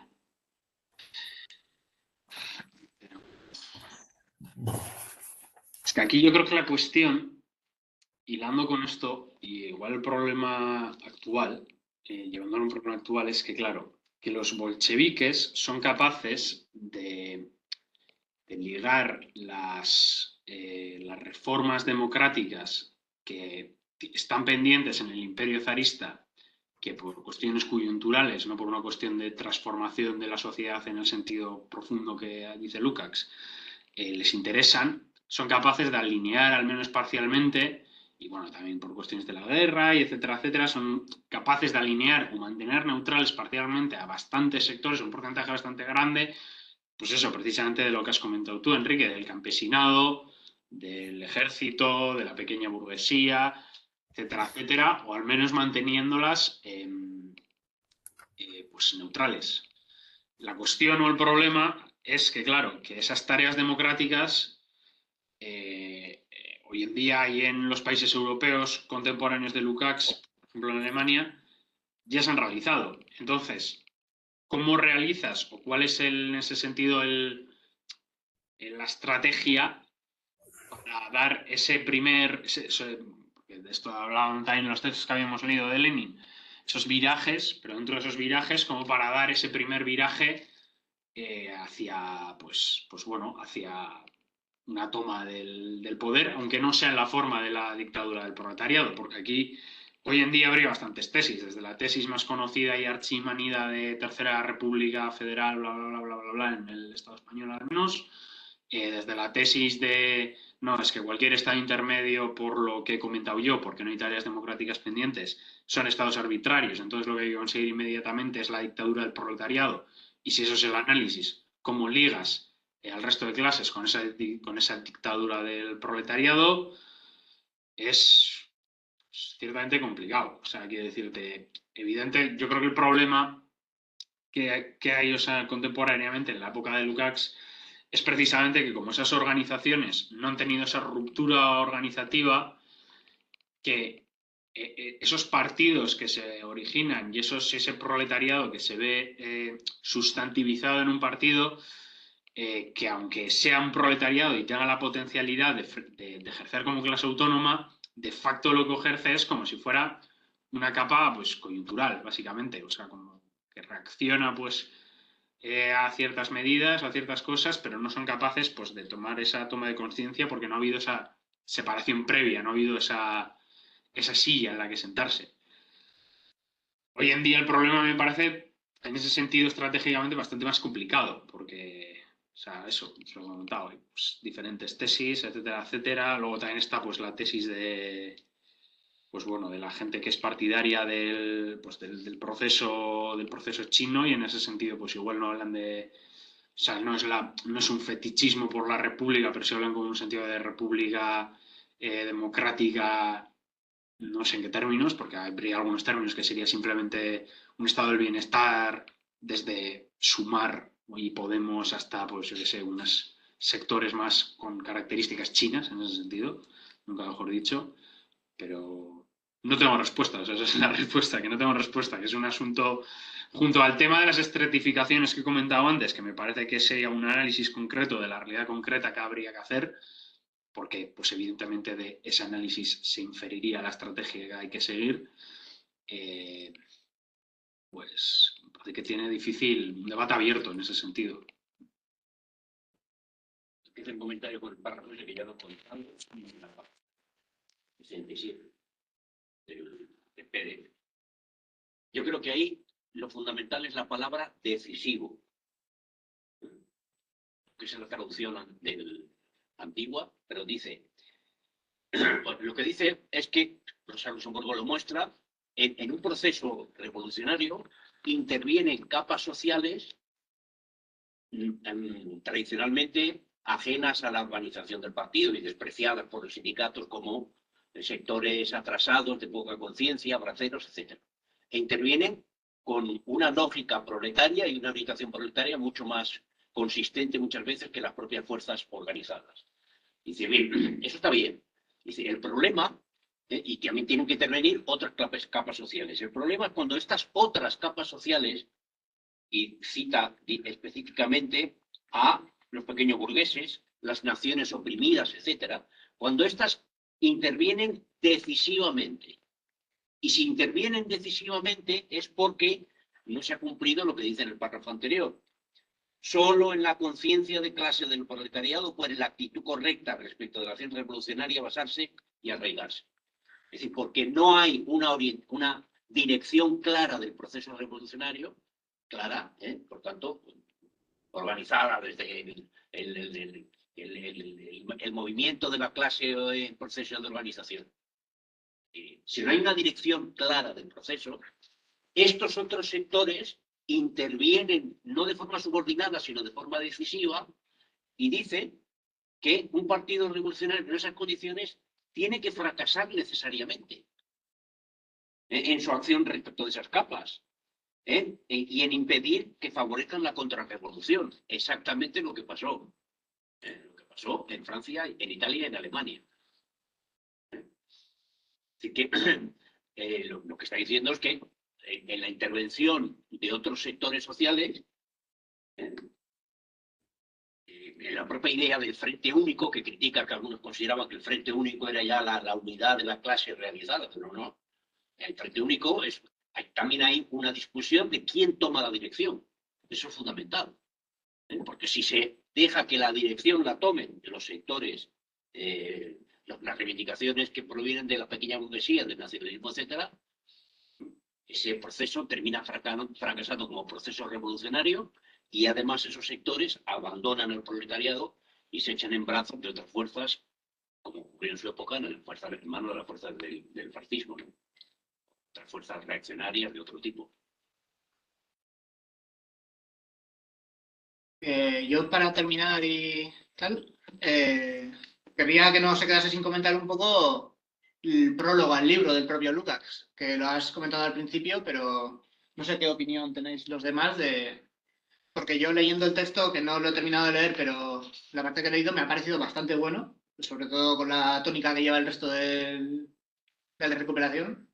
Y no sé en qué se refleja la crítica que le hace Lukács a su propio texto a posteriori y en qué tenemos que fijarnos para no caer en los errores que él acusa. No sé qué opináis de eso. ¿Tienes algo que decir? Si no, digo yo. Es que no me acuerdo el prólogo, pero sí que hay una especie de quiero recordar que Lukács, hay dos Lukács. Uno es el Lukács de los años 20 y 30 y otro el Lukács final, que hace incluso un ajuste de cuentas con su propia historia, con su propia teoría, con lo que ha defendido, y plantea hace un planteamiento de la revolución mucho más orgánico, la intervención desde la vida cotidiana, la democracia y todas esas cuestiones. Pero es que no me acuerdo exactamente de qué es lo que dice.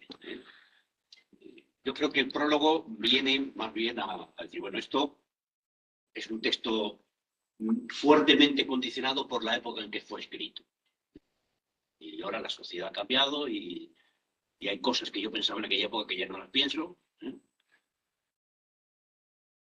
Bueno, yo puedo, Pero no lo recuerdo. Pero en todo caso, este a mí me parece perfectamente congruente con los textos de Gramsci antes de los cuadernos, los textos que hemos leído sobre el partido y la organización y con Lenin. O sea que no hay. Es un texto bastante ortodoxo en ese sentido. Vale, yo puedo responder un poco e intentarlo brevemente, porque para esto podría haber otra hora, porque de hecho es un tema por el que se han escrito tesis doctorales, o sea, quiero decirte. Pero bueno, antes que decir otra cosa, por responder también una cosa que ha dicho Joaquín con lo que ha ligado antes, lo que ha dicho antes sobre la cuestión del Frente Único y así, rápidamente por decirlo, o sea, sí, claro, evidentemente la cuestión es que se desarrolle y que el proletariado sea capaz de realizar una dirección de las otras clases. Porque, claro, aparte de que sea capaz de desarrollarse como tal, para que haya una unidad táctica, esa unidad táctica no puede ser artificial, no puede ser simplemente porque, por así decirlo, cedes en ciertos puntos que van en contra de la revolución para que haya una unión táctica, que eso también lo precisamente comenta Lukács. La cuestión es encontrar, porque hoy en día la cuestión en cuanto a clases puras es mucho más fácil, porque ya no hay campesinado, ya no hay colonias en el sentido que podía haber en esa época, etcétera, etcétera. Es mucho más simple, pero claro, hay más estratificaciones dentro de lo que son las clases puras. Entonces la cuestión es comprender y ver cómo se articula esas estratificaciones y ver cuáles son para llevar a cabo, y para que se pueda llevar a cabo esa realización junto con, o sea, esa dirección junto con el proletariado consciente. O sea, esa a mí me parece que es la cuestión. O sea, evidentemente sí, es necesario pues que haya una dirección que sea capaz de darle como esto. Y respecto al prólogo, la verdad es que tiene mucha chicha. Yo aquí tengo algunas cosas apuntadas y etcétera, etcétera. Pero la cuestión del prólogo es bastante curiosa, de hecho, porque la cuestión del prólogo es que pues el prólogo básicamente es culpa de Manuel Sacristán. Manuel Sacristán es un filósofo español que pues en los últimos años de Lukács pues tiene bastante relación, y en medio del franquismo, el chico, iba a decir, bueno, Manuel Sacristán es militante del PC y así, en medio del franquismo, pues la cuestión es que intenta traducir Historia y conciencia de clase de Lukács. Entonces no consigue el libro. Y mediante pues, contactos del contacto, porque había estado estudiando en Alemania, consigue una copia en alemán del libro de Lukács y consigue pues, su correspondencia y se intenta intercambiar cartas. Pero la cuestión es que empieza a traducirlo, etcétera, etcétera, y le dice en un momento a Lukács, Sacristán, lo voy a traducir tal y me va a escribir el prólogo a tu libro, no me acuerdo cómo se llama, pero era un dirigente del movimiento estudiantil alemán en esa época. Y dice Lukács, no. No, porque va a hacer, y dice, creo que dicen las cartas explícitamente, una defensa idealista y utópica de historia y conciencia de clase. Precisamente lo que critica es que se han sacado con muchas frases y muchas consignas, son utópicas e idealistas que él critica, que eso también yo creo es una de las claves del prólogo de Lukács, que es no la propia obra en sí también, que también es problemática la propia obra en sí, sino la lectura que se ha hecho de la obra y lo que ha acarreado la obra. Pero la cuestión es que dice Lukács, no, te voy a escribir yo todo un prólogo. Para escribir el prólogo no sé si está como, no sé, 2 años o algo así, o 3 o no sé. Está un montón de tiempo sin escribir el prólogo, etcétera, etcétera. Y la cuestión del prólogo, y es por lo que hay debate, porque claro, la lectura, por así decirlo, típica que se dice es como, no, porque Lukács tiene ahí, se arrepiente de cosas, pero bueno, en el prólogo también dice que son tácticas y no sé qué, y que no se nos entiende. Porque no, claro, ahora el prólogo es súper sincero, tal, no sé qué, y entonces todo lo que dice ahí es verdad 1-1. Claro, yo no creo que sea tan, en ese sentido, que se pueda tomar así. O sea, quiero decirte, porque evidentemente puede ser una crítica honesta, puede ser una crítica consciente, puede ser hacer un balance de lo que ha supuesto él, pero bueno, también puede tener en ese sentido el autor, y en ese sentido yo creo que también es el trabajo de los historiadores de coger las fuentes y interpretarlas bien, el hecho de, pues bueno, yo me voy a morir ya, porque el prólogo no sé cuándo lo escribe, pero creo que lo escribe en el 60 y pico o así, y creo que él se muere en el 70 y pico, o por ahí, si no me están variando las cifras, de intentar como dejar un legado, porque Lukács había sido, que es bastante curioso, pero este libro lo escribe para intentar, por así decirlo, darle un esqueleto teórico a todo el proceso que se había dado en la Unión Soviética, pues de cómo se la organización, de cómo toma conciencia el proletariado, etcétera, etcétera. Y pues por lo que he comentado antes, por su trayectoria, por dónde viene, por las influencias que tiene bastante izquierdistas, que de hecho aunque sea crítico con Rosa Luxemburgo, etcétera, etcétera, se ve que les aprecia con cierta estima. Y no creo que sea simplemente porque han fusilado a Rosa Luxemburgo hace relativamente poco, entonces no me puedo meter con ella porque está feo. O sea, no creo que sea esa la cuestión. Entonces, pues, aunque él lo hiciera con la intención de defender el proceso soviético reniega de él y le tiene no sé cuántos años, en palabras suyas, en un sótano con Riazanov haciendo la mega y los grundrises y los manuscritos y etcétera, etcétera. Entonces ahí es cuando viene la primera corrección táctica, que es la de las tesis de Bloom y Historia y conciencia de clase, y para intentar como hermanarse de nuevo con la academia soviética, porque al final es con la que tiene que trabajar, porque está en el exilio, escribe un libro de Lenin sobre pues, cuestiones de organizativas y tal, como una especie de compendio de, pues, de cosas, pero tampoco, pues bueno, dicen, vale, sí, está bien, pero tampoco tiene muy buena aceptación. Entonces, ahí básicamente, aunque no como otros autores en los que directamente reniega y dice, vaya, paso, me voy a escribir mis libros y tal, se sigue vinculado políticamente, pero básicamente a partir de ahí, de ese fragmento de Lenin, yo creo que es de los últimos, si no el último, texto político de Lukács. Y, o sea, que decir, pues quedan todavía igual 50, 40 años para que se muera. O sea, que decirte, se dedica a hacer libros de la estética y etcétera, etcétera. Entonces, la cuestión es que cuando escribe a Sacristán el prólogo, la crítica va por dos cuestiones. Una que es la que ya he comentado, que es como una cuestión más teórica, porque pues, yo creo que pues, Lukács es pues eso, doctor en filosofía, muy influenciado por Hegel. O sea, de hecho, Lukács antes es hegeliano antes que marxista, etcétera, etcétera. Y la primera es, pues eso, lo que he comentado antes, con respecto a la cuestión de la enajenación, que yo creo que con la cuestión de la enajenación va por lo que iba Joaquín, va por así decirlo, por una lectura de cómo de esa conciencia, cómo se enajena, de esa conciencia, cómo se produce. Yo creo que Lukács al principio en lo que dice, o en lo que quiere decir o quiere justificar, es que él entiende, por así decirlo, como la enajenación, en el sentido más puro hegeliano de que hay una esencia que está dentro de un proceso que en plan se ve abstraída y se ve fuera de ese proceso y de su mismo ser, Y entonces, en ese sentido, lo que hay que hacer, la clave de todo es simplemente volver a recuperar, romper, y de hecho eso se nota en el libro, romper esa cosificación de la conciencia, es decir, romper como esa enajenación, que en ese sentido sería algo bastante feubarchiano, en ese sentido, de volver al ser genérico de Feubars, etcétera, etcétera. Y yo creo que eso lo critica, pues porque precisamente, pues por cómo se da el transcurso y etcétera, etcétera, pues ve que no se da así. Y luego, pues la otra es en la cuestión de la relación que tiene el sujeto y el objeto con el devenir histórico. Esto creo que también es más que nada también, aunque sea también por la dialéctica hegeliana, por contexto, como pasan muchos textos también de Lenin y así, pues en este momento están como, y eso ya es 1920, o sea, quiero decirte que ya les han dado bastantes palos, o sea, que no es 1917, están un poco hasta cierto punto todavía como con ese chip de, pues como de ofensiva total, etcétera, etcétera, esto es un devenir imparable de no sé qué, de tal, entonces, que claro, la clave es simplemente coges ese sujeto y ese objeto y simplemente pues cojo y vuelvo y lo pongo a trabajar en el devenir de la historia. Y entonces, pues claro, yo creo que lo que Lukács sufre es como, y se acabo, digo esto y acabo, sufre como una especie de shock de eso, de que el devenir histórico como no es tal. Entonces se refleja mucho en lo que otros autores, estos sí, académicos puros y duros, le han citado, véase Adorno, toda la escuela de Frankfurt, etcétera, etcétera, y otros más estos, Polanyi creo que le cita también mucho, y así, etcétera, etcétera, de que eso ya no hay como un camino teleológico que se sigue en el sentido de que tiene un fin, etcétera, etcétera, sino que no, bueno, las primeras reformas que permiten pues ir alterando esa conciencia y mediante la alteración de esa conciencia pues se va rompiendo también esa conciencia cosificada y se va tomando conciencia de sí mismo. Es decir, yo creo que el problema con Lukács es que la gente que es como leninista en ese sentido le gusta mucho el Lukács viejo, pero Lukács joven, perdón, pero al Lukács viejo no le gusta nada el Lukács joven.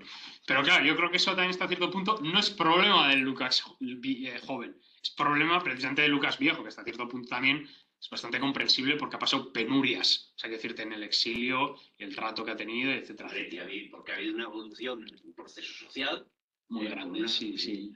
Una hecatombe en Europa, que es la aparición del fascismo y del nazismo, después una hecatombe en el proceso de construcción del comunismo en Rusia, como cuando uno mata a los hermanos, como llama un carácter fratricida hasta cierto punto. Bueno, hasta cierto punto no, que al propio se escapó por los pelos. Sí, que casi le fusilan. Lukács de que se fusilaba junto con otros colegas suyos. Sí. O sea que... Sí, pues, eso en los últimos años, sí, antes de ya retirarse. El mundo cambió mucho. Sí. Sí, yo creo que de hecho son muchas veces, y ya para acabar, o sea, por ejemplo, la interpretación esta de que, no, como Lukács la apartan políticamente, de repente se dedica a hablar sobre estética, yo creo que no es la cuestión. Yo creo que la cuestión es que Lukács, pues tiene un dilema existencial de repente y dice, así hablando muy vulgarmente, buah, tú qué movida, yo no quiero, entre comillas, saber nada de esto, voy a escribir sobre estética. Entonces, claro, pues los autores que también dicen, un poco también herederos de ese contexto, buah, tú qué movida, yo no quiero saber nada de esto, ni de partidos, ni de burocracias, ni de no sé qué, ni de tal, pues bueno, pues yo también me dedico a escribir sobre estética. Bueno, no sobre estética, pero muy interesante y recomendable es La conversación con Lucas, libro publicado en Alianza Editorial, que es una de las últimas cosas que hizo con 2 o 3 periodistas alemanes. Ah, sí, también. Que es... que no es precisamente de estética, sino de política de las nuevas condiciones después del mayo del 68. Vale, pues con esto finalizamos la sesión de hoy. Muchas gracias a todos por acudir. Pues hasta la sesión que viene. ¿Cómo para esto? Por cierto, la sesión que viene hay un problema que es que no hay presentador.